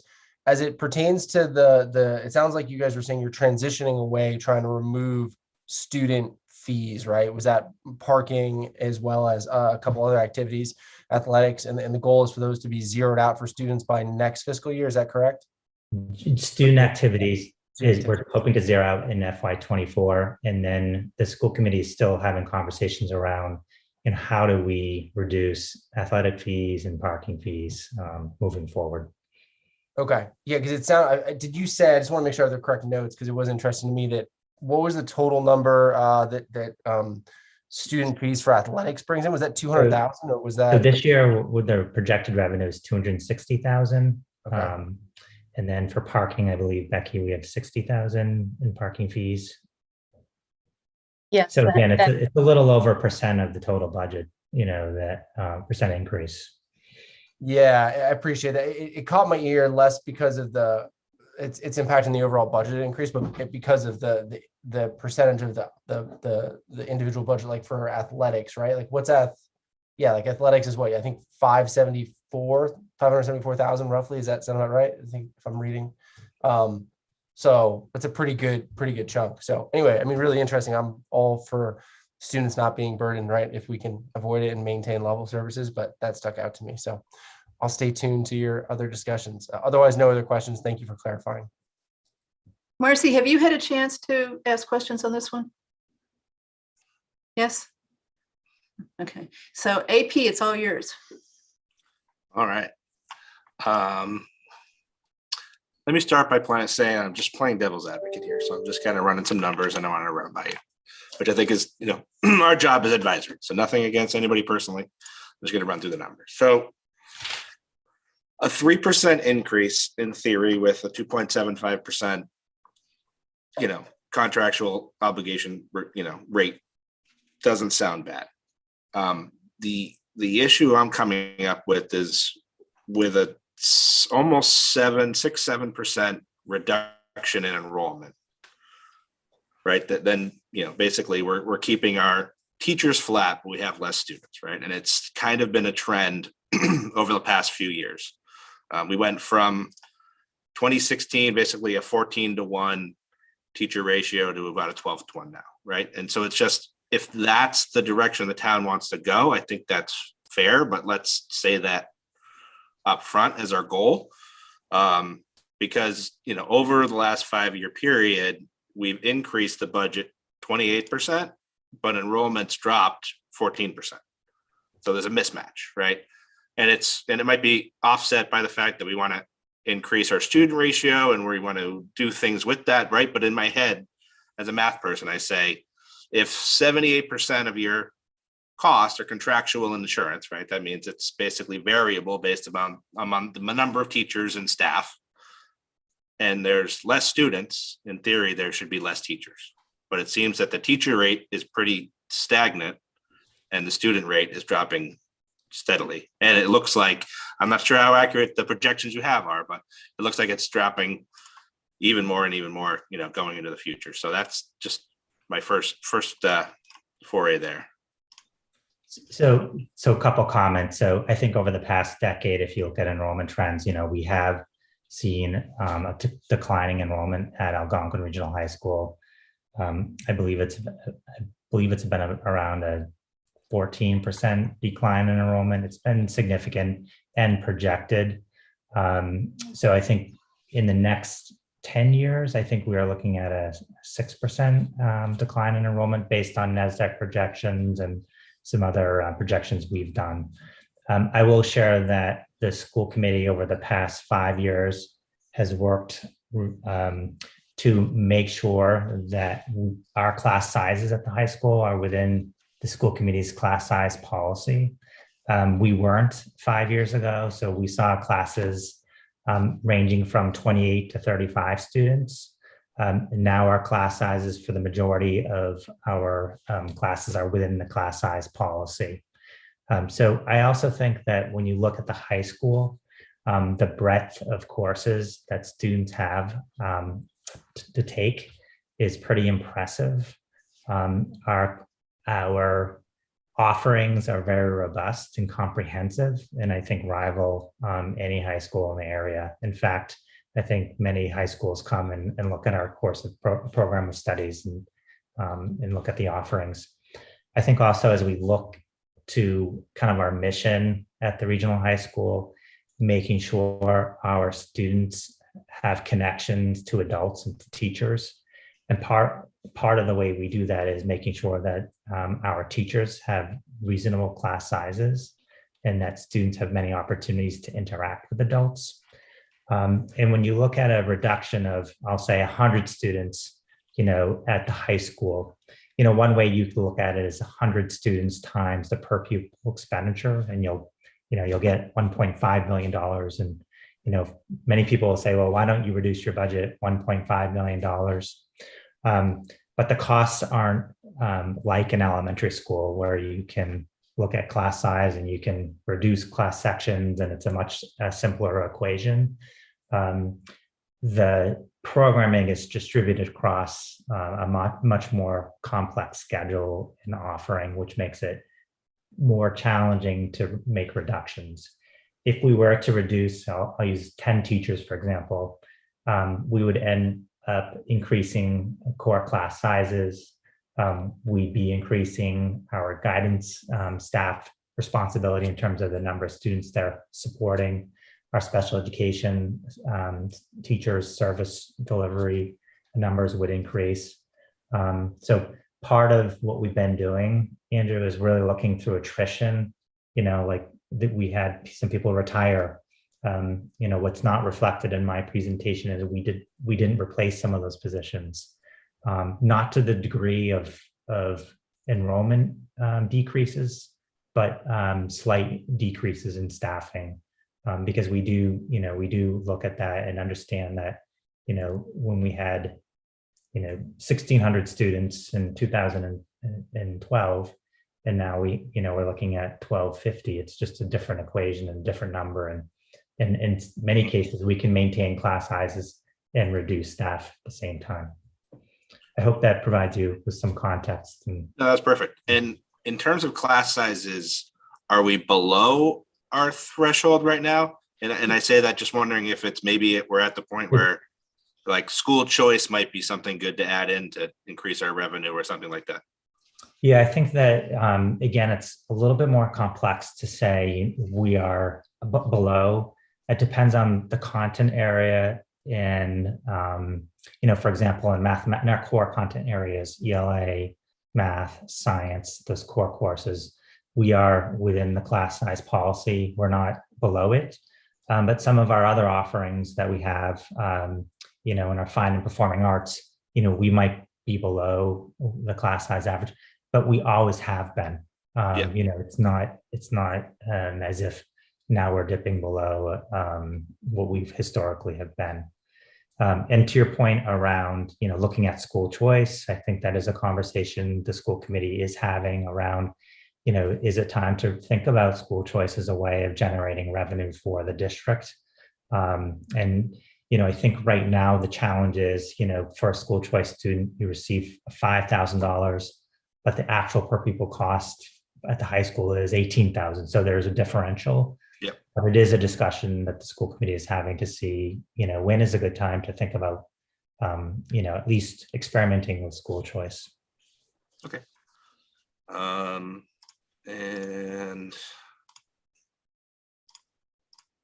yeah, no, I think that was my basic question there. And yeah, again, I understand a lot of it's basically almost to operate the school with the curriculum we want, with the AP classes, this is the cost, right? And I think that's kind of at town meeting, that's kind of the message, right? We've been striving to lower our number of teachers per student.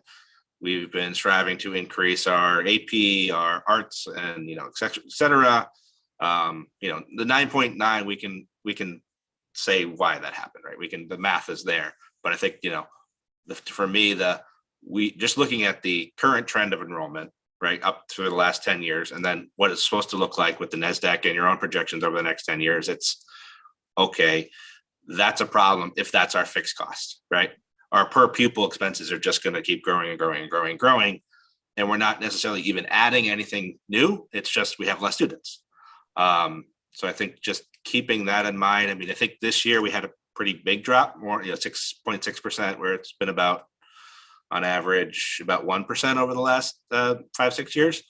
So it's just one of those. And the trend, I think they had a 5% drop next year. So it's just one of those. This is kind of the trigger year that kind of piqued something in my mind that said, I think we need to start looking at either ways to increase the revenue side, which again, school choice, to your point, is only 5,000. So it's not a huge revenue generator, but I guess if it's a fixed cost, it's better than nothing. But how do we do things more efficiently or something?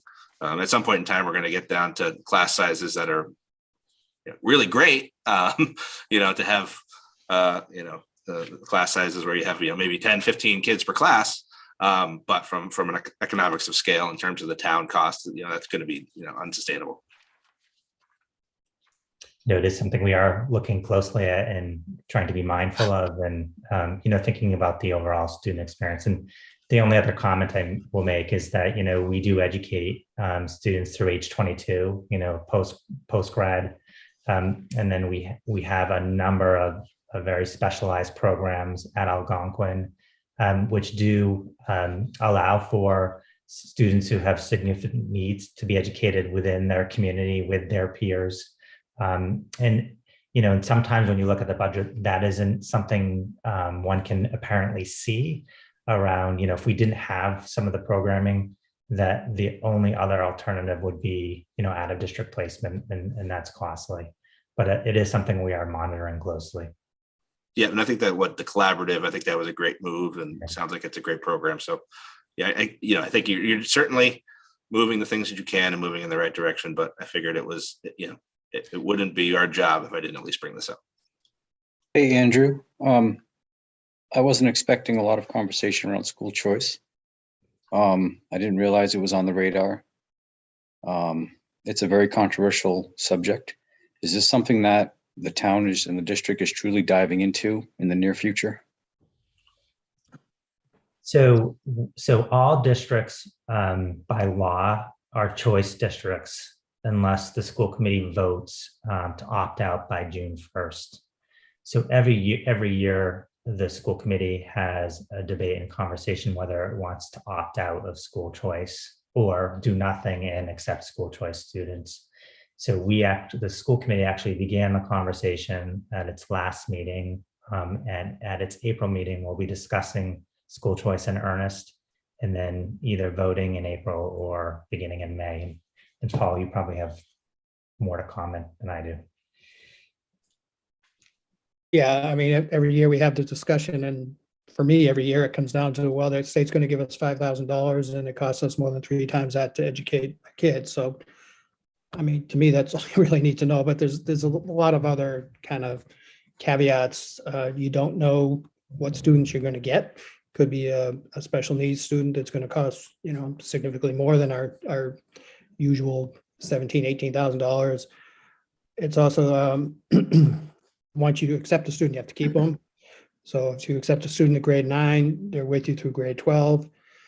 And it's also another big one for me is it's not like, 3rd or 4th grade where, okay, we know we have some extra slots in a given classroom and the student's going to be in that classroom all day. You don't know what classes a school choice student may want to take. They may want to take all the most competitive classes there are that, we're already having trouble slotting students into. So to me, I mean, unless that number from the state goes way up, I don't see it. Thank you, Paul. Sure. Interesting. AP, back to you. That's all I got for now. Oh, and Becky, same with the trends, but you already got that. Okay, so to close us out, a couple comments. So Greg, this is before your time too. So when we debated whether to have 2 high schools or 1, almost 20 years ago, we were assuming at that point that the Southborough High School would have something close to 800 kids in it. And it's what, 4, not even 500 right now. So, the decision to stay in 1 high school, it wasn't made because of what I just said, but we'd have a pretty small high school right now if we had done that. So that's just a general interesting comment as far as where we are at this point. One other thing too that I want advisory to get some credit for, and maybe even a lot of credit for, we're the ones that started talking about forming the group with Northborough and region as far as the healthcare cost, and pushed that last year. And so we're really glad it was done. We looked at other alternatives too. The Ashland's part of a consolidated group with other towns. It was going to cost too much to enter into that program. So we really did push everybody to start looking into this. So I'm glad it happened, and it looks like it's paid off as far as what the projected increase is for next year, even with Fallon going out of the market, which is kind of amazing that you lose a really big player and we still can keep it flat. So that's actually, I think, really good news. So Greg and Becky, I just don't think there's a solution to getting this 9% down much. If you were able to reduce the actual assessment when it comes time to it, because you've got more Chapter 70 or something else has happened, then of course that actually could be taken into account when the tax rate's set. But we just can't take into account for what we tell town meeting as far as what we think the year-over-year tax increase is going to be. So this is probably the number we're going to be using unless something happens that we're not expecting between now and May 4th. That is accurate. Last thing is the capital for regional. So there's only, or at least there was one thing in it. I assume the water heater is still there, but I did hear that maybe that's changing now. No, we're having some conversations about postponing that project. So I have a couple more conversations that I need to have, but most likely that will be off as a warrant article. All right, so there won't be any capital as far as region goes.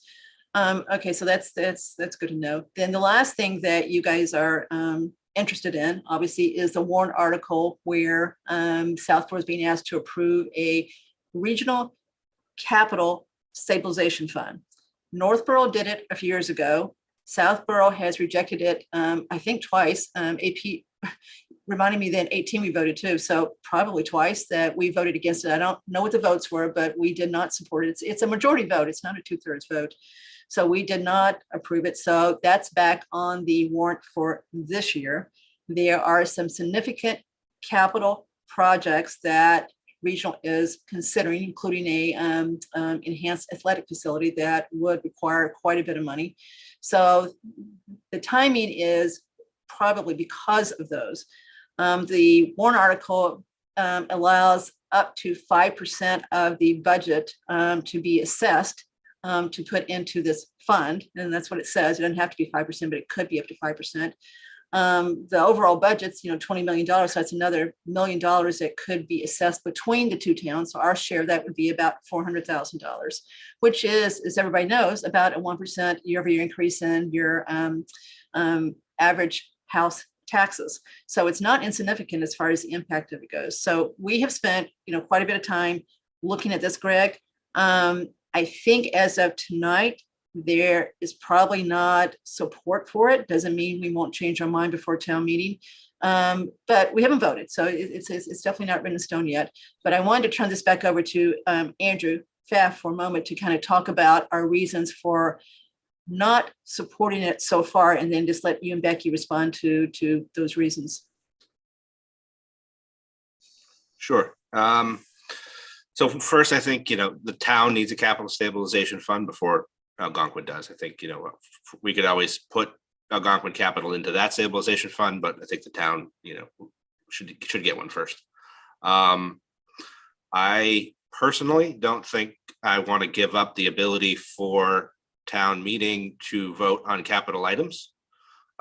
This would basically give the authority over to the school committee to make those choices. Again, the 5% is also subject to, can be overwritten by, I think, the DOR or DOE, outside of the town's control. And I just. What does that mean? They could make it more? You can make it more than 5 with permission from, I think, Department of Education or Department of Revenue. I can't remember which exactly one it is. All right, so region would go to them and say, we'd like to override the 5% that's in the bylaw and make it 7. I don't know. I don't know if anybody's done it, but in the whatever the law, there is something in there. Becky might know better than I. Yeah, there is where we would have to go to the Director of Accounts for the Department of Revenue's Division of Local Services in order to be approved for that larger amount. So it kind of takes the control away from the town when it comes to capital items. And I think that, it makes sense that the town has that say, because we have that say over all the items in capital. I think it's important for us to weigh Algonquin versus K-8 versus recreation and et cetera. I think it's important for us to look at it all on an even playing field, and there's certainly pools of money at the schools that they can some of the small stuff, like the electrical panel, et cetera, different things that Algonquin could do some of those capital items. But I think putting aside $1.2 million a year, possibly into an account that the town wouldn't have authority over and can be bonded against as well, is not something I'm willing to do at this point. Without, I think it would make more sense to do a capital one with the town, that we could stack rank everything and put Algonquin in there with the rest of our capital items. Anything else? The only other one is, I know it's been stated that it's going to help our bond rating. As somebody that's dug into the S&P municipal bond rating system and read our reports, it certainly is a factor. but the liquidity and the stabilization is 10%. And it's, overall, we have a pretty good score to begin with. The only AAA rated, we're AA plus rated regional school districts are ones in which both underlying schools or underlying towns are AAA rated. Right now, Northborough does not have a rating. So it's only Southborough's AAA rated. So I believe if Northborough went through the rating process and was AAA rated, that Algonquin would be as well. When you look at Lincoln Sudbury, Hamilton Wenham, Acton Boxborough, Dover Sherburne, all those AAA rated regional school districts are because the underlying towns are AAA themselves. So I don't think that kind of justification of increasing the bond rating is really going to move the needle there. No, Northborough is rated. They do have a bond rating. And that isn't the primary, reason why we were hoping to create a capital stabilization fund. I think it's good fiscal management in terms of looking at, we have a 350,000 square foot facility. We have not come to the taxpayers of Northborough or Southborough for any capital projects since 2004.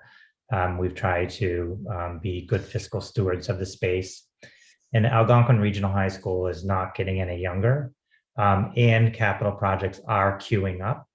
Our thinking is we do want to try to be as fiscally responsible, kind of moving to when the bond is paid off in 2027. But again, like your house, we want to make sure that we're maintaining it so that things don't break and it doesn't allow us to offer our students a great educational experience.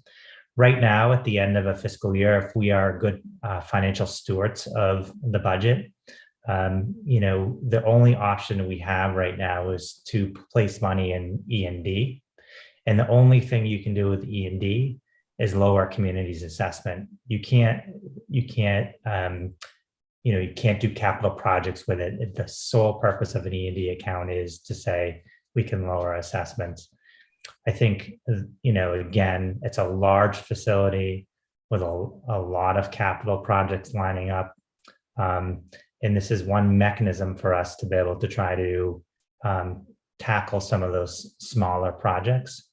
And I also think there are some other mechanisms, either, in Southborough or Northborough, where a community still can have some control of capital projects that are moved forward, even if a capital project is moved through a capital stabilization fund. So just something to consider. I think our auditor spoke to, recommending having, a capital stabilization fund. And again, we hear the arguments of why a regional system shouldn't, but we feel that we're in favor of moving in this direction, and that is why we put it on as a warrant article, and it needs to pass in both towns, obviously, for us to establish the fund. So Paul, I'll direct this one to you. I know you're going, oh no, anytime you want to do something big, we're going to have to get it passed by both towns if we don't do this. So it does make your work much harder. So I appreciate that.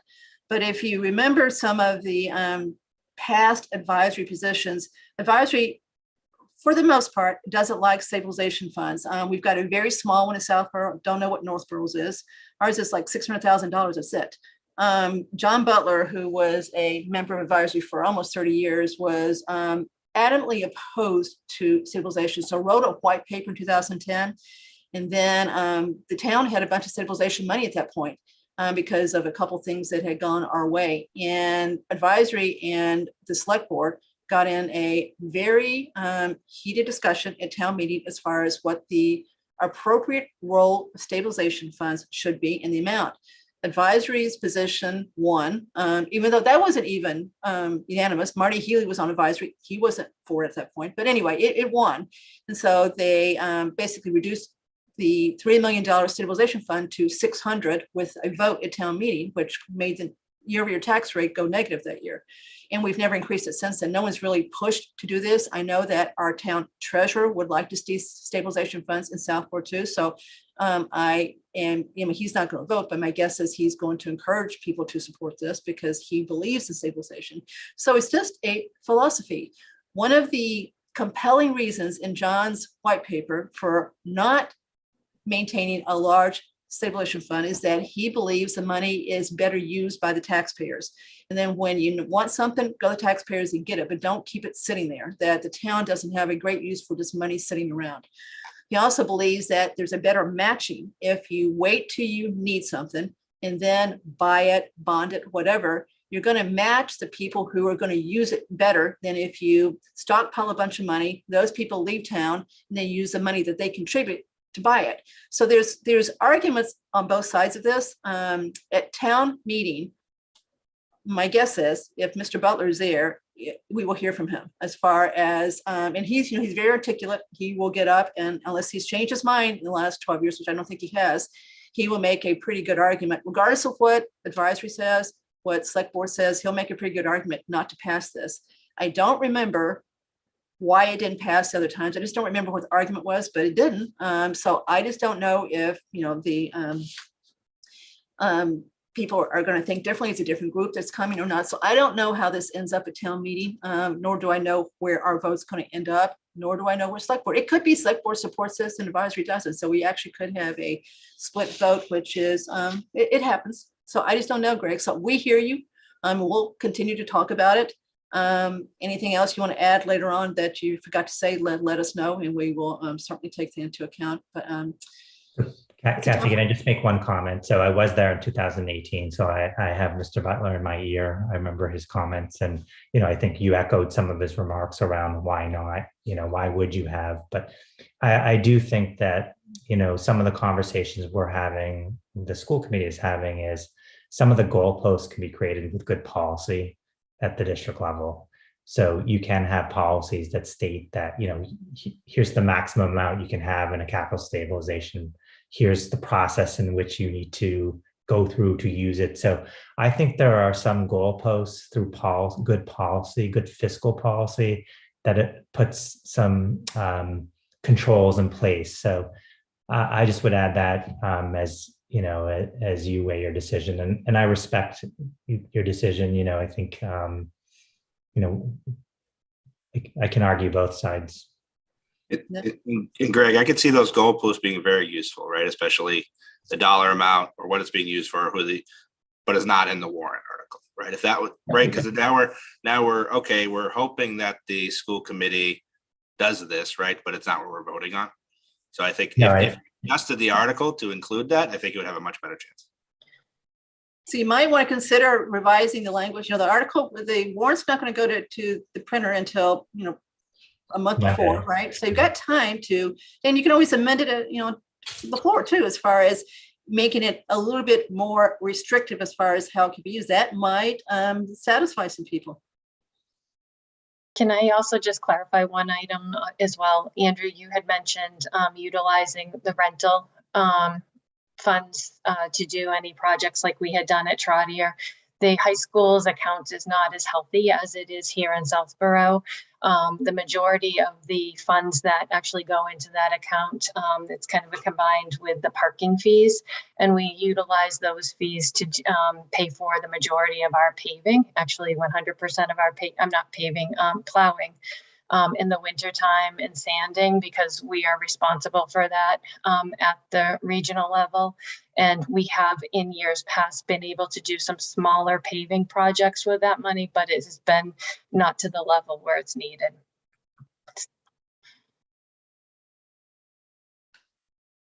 All right. Anyone else have any questions for Greg, Becky, or Paul as far as the regional proposed budget? Can I just make a comment, Kathy? Of course, Paul. I thought it was interesting when Andrew said, we don't want a stabilization fund for the high school until we have one in both towns, which I guess we do have one in Southborough from what you just said, Kathy. But anyway. Yeah, but it's small. So yeah, we do have just a general, it's not a capital, it's just a general stabilization fund. It could offset anything. Okay. But it occurred to me, as you correctly pointed out a little while ago, Kathy, the high school is basically like its own town. So you could easily make the argument that it deserves its own stabilization fund, because I think you've seen the laundry list of capital items that we currently have, that many of which have been getting kicked down the road for a number of years now. because, we don't have a funding mechanism like this. And we've been trying to do it out of the operational budget, but it'll only get you so far. As Greg said, I mean, it's coming up on 20 years now since the high school's been renovated. So there's really sexy things like caulking that needs to be fixed. And, I mean, it's just a long list. And the idea that we would go to a town meeting every single time for something like that, I don't know. And the other thing is, our budget is passed by a town meeting every year, and this would be a line item in the budget. So it's not like town meeting is giving up control entirely. Yeah, but I mean, Kathy, have you ever seen town meeting reject the regional budget? I mean, right now, so running the numbers, Kathy, to get us to a 7% budget over budget increase, we would need to lower the total assessment non-exempt number 511,000, which would be a 1.2% increase on that number. Right? So, I mean, how do we do that? I mean, if the regional school committees voted it, it's not like, I guess you amend it on town floor and send it back.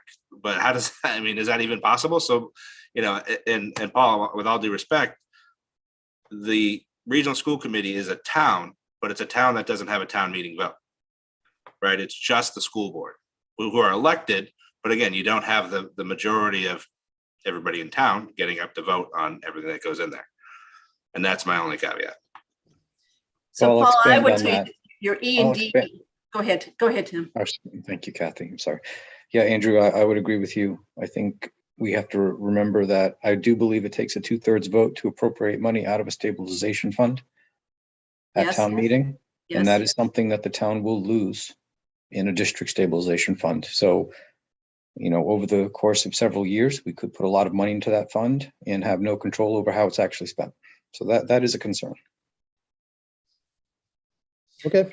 But again, unless there's a rule that somehow it's town meeting vote to release the funds. I don't know. Yeah, I'd be very careful of that, Andrew, because the school committee derives its power from the state and town meeting cannot bind it. So I wouldn't even want to go down that path. And what if we were talking about before, like guardrails, and that would basically be a policy that says you can only put in, well, there are already limits as to what we can put in a year. But like with E&D, we have a policy that says we want to be between, I think it's like 3.5%, somewhere around there. So if that were in the Warren article, you would feel better about it? I would think about it. I think the question is who sets that policy and who can adjust it. I'd assume, Greg, it would probably have to be a school committee policy, right? I don't think the towns would have to be able to vote on a binding policy of the school committee. No, it would be school committee policy, correct? So it's kind of, we're putting handcuffs on you, but you have your own keys. So Paul, I would counter with what you said a minute ago, that the E&D is basically the current equivalent of the town stabilization fund. That's your stabilization, just to be able to stabilize the assessment each year, make it not bounce too much. So you've got that. What the town does not have is a capital stabilization fund, although it was talked about this year, just so you know, it was discussed. It's not being proposed. So, you would have something the town really wouldn't have as far as a specific separate capital stabilization fund if this were to pass. It may pass, maybe I'm wrong. Maybe the crowd that's there is all for this. Maybe you've got a lot of, parents that are going to come. It's on a, we're back to weeknights inside at Algonquin. So I don't know what the composition of the crowd is going to be this year. That's what determines all this, who comes. If enough parents realize this is on the warrant, maybe they come to, for this reason, to vote for this. So I don't know that we don't know if it's going to fail or not. We don't know who's going to get up and speak for or against it.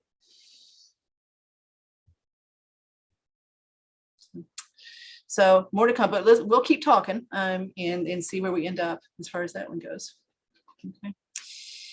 All right, it's 9:49. We actually finished 11 minutes early, which is pretty good.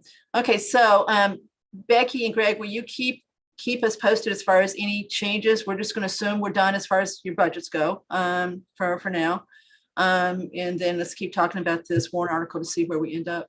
So Kathy, could I just make a general comment? And I think that, as the budget moves through the state process, I think what we all can do is advocate specifically around regional transportation reimbursement, circuit breaker reimbursement, increasing the Chapter 70 formula to actually reflect the actual inflation rate, and increasing the minimum local aid per pupil for communities, for wealthy communities like Southborough. I think that's where our sphere of influence lies in terms of trying to impact the Southborough assessment. So again, I would just encourage all of you, if there's any legislative, Make a phone call. make a phone call, and I can frame those for Kathy, and Kathy can get those out to you. And maybe as a board, you could, advocate at the state level. And that's what Becky and I are trying to find, some template letters that we could send to our local legislative delegation.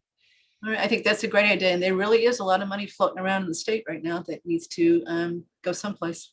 And Greg, what would the timing be to know the final number? June? So, I mean, it's probably after town meeting, unfortunately. I think Becky, It's whenever they can come to an agreement, which I think has been like late June, early July the past few years. And this year they've got a real disagreement, Becky. They really do have a disagreement right now as far as what to do with it. So it really may be last minute. The only difference I would say is that they're flush with money, that they have more money than I think they had anticipated, which might make it easier for them to come to some agreements. Kathy, in theory, if we knew that if we had a fall town meeting, could we adjust the budget then in order before we set the tax rate? Yeah, it definitely could. And so, and you don't even have to do that. He could take this into account when he sets the tax rate. So it certainly could ultimately reduce taxes if you get more funds from the state in whatever version of it. Circuit breaker, Chapter 70, whatever. So yeah, so we just can't tell town meeting on April 4th that that's going to happen. Correct. Okay. Anything else from our three guests? No, I'll just end by saying that, I think we have an outstanding high school. Our students perform academically very well, in terms of, AP scores. They're in the top 6% of schools across the state. We're in the top 10% of SAT scores. I think we have a breadth of offerings for students. And there's also this metric called perseverance. So we monitor what happens after students' freshman year in college. And our high school students have a great perseverance rate, which means they actually complete their freshman year and go on to their sophomore year, which is a good indicator if they're going to graduate after 4 years. So I just want to, applaud the high school, the faculty and staff and the leadership team. I've worked in many districts, and if I had a choice of all the districts I've worked in, where to send my own kids, it would be Algonquin Regional High School. And I'm not just saying that because of the superintendent, it's genuine. That's a good way to end this. So we will stay in touch. And thank you guys for staying with us so late and getting through the entire grade system here. I'm glad you got to hear Assabet too, because I always think that what they say is interesting too. So that was good that we did it all in one night, which we normally don't do. All right, so good night, everybody. Thank you. Thanks, everybody. Good night. Bye-bye.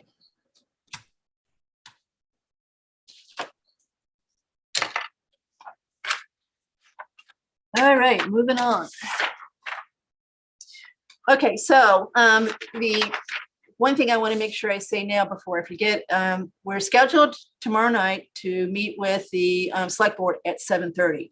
Tim, I know you've got an ARPA meeting at 7:30. And it's a public, you've asked the public to come, right? Yes, and we're hijacking the Zoom room. I know, and that's fine. So this is what's going to happen. Can 4 people start a 6:30 meeting? So we've got a quorum. AP, yes. Eric? I'm a little, it might be challenging, but I'm going to try. Okay, so I'm just going to hold you at bay for a moment. So AP, me, Marcy, Yes. 3, Adam, It depends what you mean by start.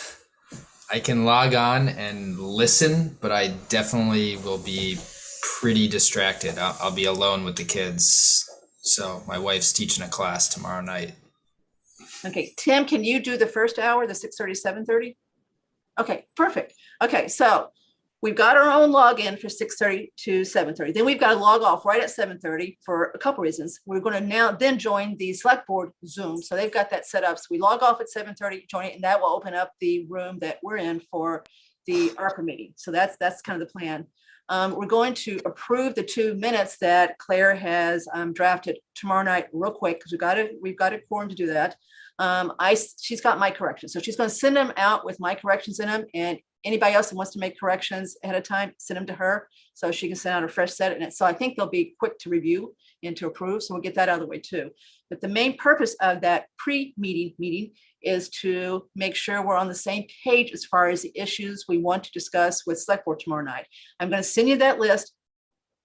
If I can't do it tonight because I'm just too tired, I'm going to send it first thing in the morning as far as things that I think that we may not be on the same page with. The main thing is the Board of Health budget, how to fund it. That's one. The other thing could be this article we just talked about as far as the regional capital stabilization.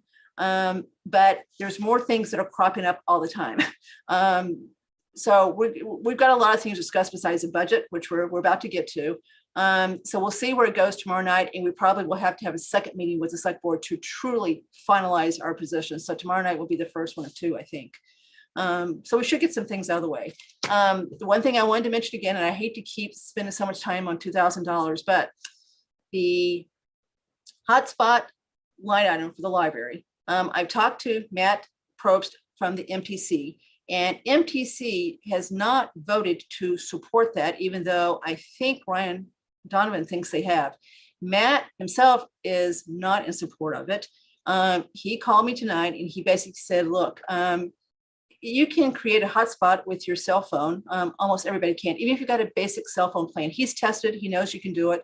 He's got a, very nicely, they are hosting an Afghan family, and the Afghan family qualifies to get this phone from the government because of the program they're in. So they sent this Afghan family a very basic phone. Matt got it all set up for him and tested it and did a hotspot with it. So almost anyone can already do a hotspot. So he is not supportive of the hotspots.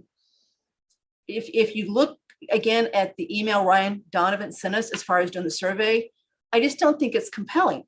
When you ask a resident, do you want this for free? I mean, they're just gonna, I mean, who's not gonna say yes, right? We always say we want, we all want free stuff, right? I mean, it's just human nature.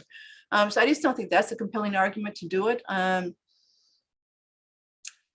So I think we stick with that. We'll talk again tomorrow night, but I think we stick with that one. I don't think we go to town meeting for $2,000, but I think we've got a pretty compelling case to get that one moved out. And I think in the end, the library board of trustees will also not want to fight over that one too. So we'll see. So right now they still want it in and we don't. So we've got to get that one resolved. So that's one thing too. So there's not a whole lot of budget differences between select board and advisory. So I think we'll get a lot accomplished tomorrow night, but I do want to have that 6:30 meeting just to make sure that we have basically gone over what those are so we can have a very effective meeting at 7:30. AP, anything to add? Local receipts, we think it should be at least 3%. Yep. So we're working on increasing that. And I think we're in lockstep with the BOS on something else coming out of revolving. So I think Yep. we just need to narrow down what that is and how much. Yep. So let's talk about that one while we've got a little time here. So there's 10 revolving funds in the town. The biggest one by far is the one that's funded by fees that the rec department collects for its after school programs and its summer camp. The rec commission historically has decided how to spend that money. So you basically pay for the direct cost of all those programs out of that fund. There is one person whose salary is paid out of the fund that goes through it. And then the profit stays in that revolving fund, and the rec commission basically has historically decided how to spend that money. So advisory for the past few years has wanted to take a look at that. It's quite a bit of money, and basically consider changing that so that a piece of that profit is used to do something else. For example, it could be used to offset the debt from the 9/11 field that we have for when the field was redone a few years ago. The fees coming in for the 9/11 field do not cover that debt service, so it could be used for that. It could be used to offset a portion of someone's salary in the rec department instead of the town absorbing the salaries directly in the budget and then not having any of that allocated toward the profit that's coming out of this. So Chelsea Malinowski from Select Board has proposed the same thing. She called me to see if advisory had any appetite for dealing with that this year. And I said, we actually do. We haven't really talked about in detail, but we do because we've been talking about it. I mean, she was on advisory. She knows that we're interested in doing this. So she is willing to discuss this tomorrow night, as long as advisory is also willing to, is open to doing this. And I think we should be. We'll see where we end up. I don't know what Tim Davis thinks. She'll know more about that when we get there tomorrow night, but that's one thing too. So there's two kind of non-budget things that affect revenue that we're going to discuss tomorrow night too, and see where we end up. Okay. AP, you want to add to any of that? Okay. All right, so watch your email. I'm going to send you the list early tomorrow morning as far as things to discuss at 6:30. We'll have the 2 sets of minutes to approve, and then we'll be ready to log off and log back on with the select board at 7:30. Okay. All right. Any public comment from our public?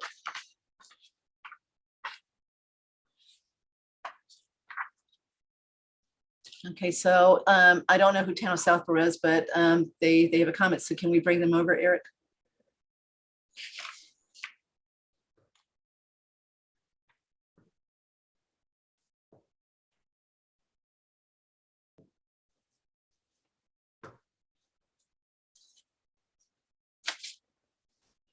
Try one more time here.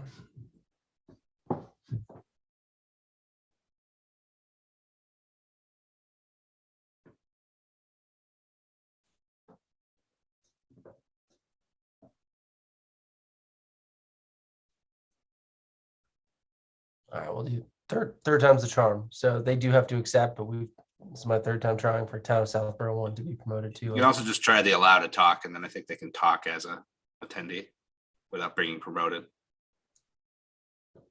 Oh, here we go. Good evening. Can you hear me now? We can hear you now, but we don't know who you are. I will identify myself. Actually, it's Catherine McKee, Hi, South Catherine. Committee. Good evening. And I don't know why I'm Town of Southborough. I ran a meeting this morning, so it could have been a legacy login. So I apologize. I'm not trying to be a stalker. Not myself.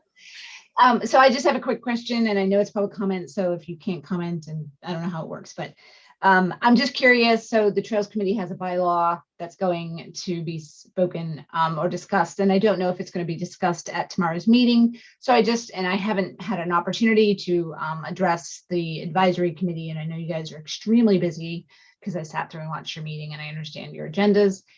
So I wanted just to get an understanding of the process. Is that going to be discussed at tomorrow's joint meeting?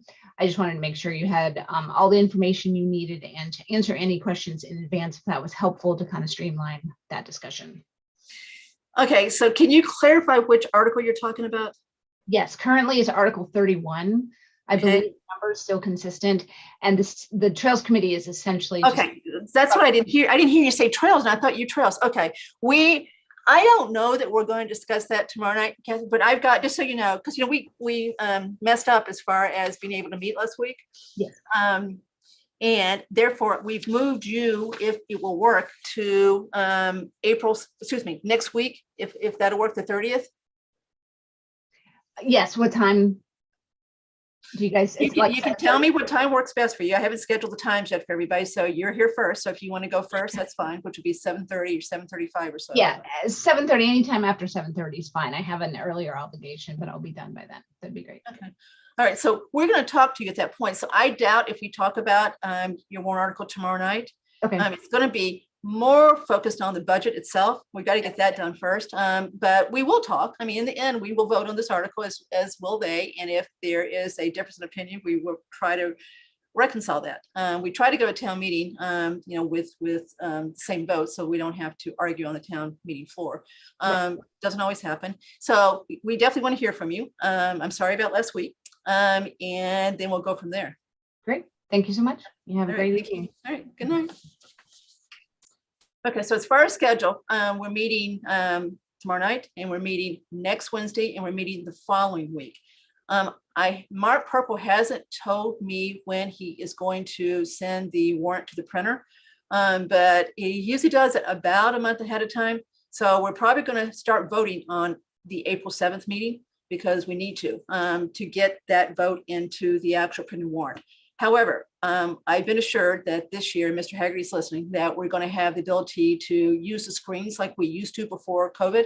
So on those screens, you'll see a motion, and you'll see the advisory position, support or not support, select board support or not support, and it will actually show our vote. I've also talked to Jay Montijo about it, and he understands also what we're asking him to do too. So I think that we'll have the ability, even if we don't get all the votes into the printed warrant, we'll hand out a piece of paper at town meeting showing our votes, because we'll have them all done by town meeting. We just may not have them all done when the warrant goes to the printer. And we'll have a piece of paper with our final votes, and it will show on the screen too. So it should not be an issue with the town not understanding what our votes are. So Kathy, I think it's going to go on the 6th, April 6th. You think that's when he's sending that? So when he sent out the warrant to us, he said, select board signing the final warrant on April 5th meeting. The warrant is going to the printer and being posted the next day.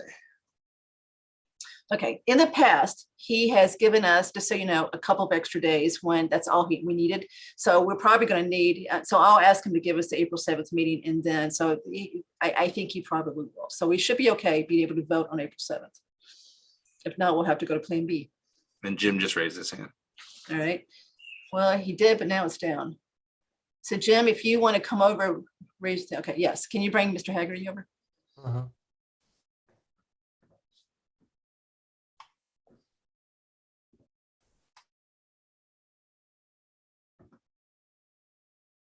Hello, Hey, how are you?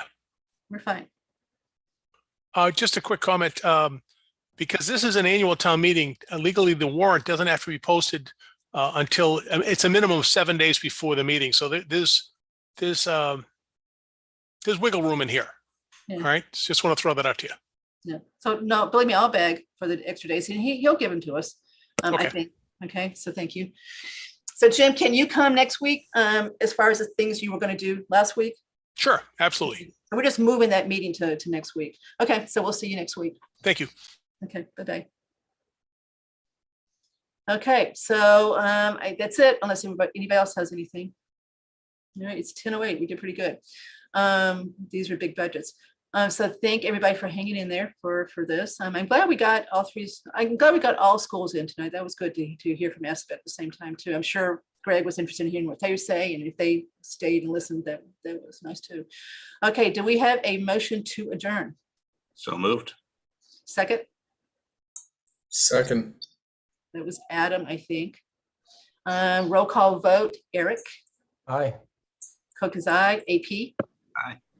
Marcy? Hi. Adam? Aye. Timothy? Aye. Tom? Aye. 7-0. So thank you, everybody, and we'll see you tomorrow night at 6:30. Good night, Claire.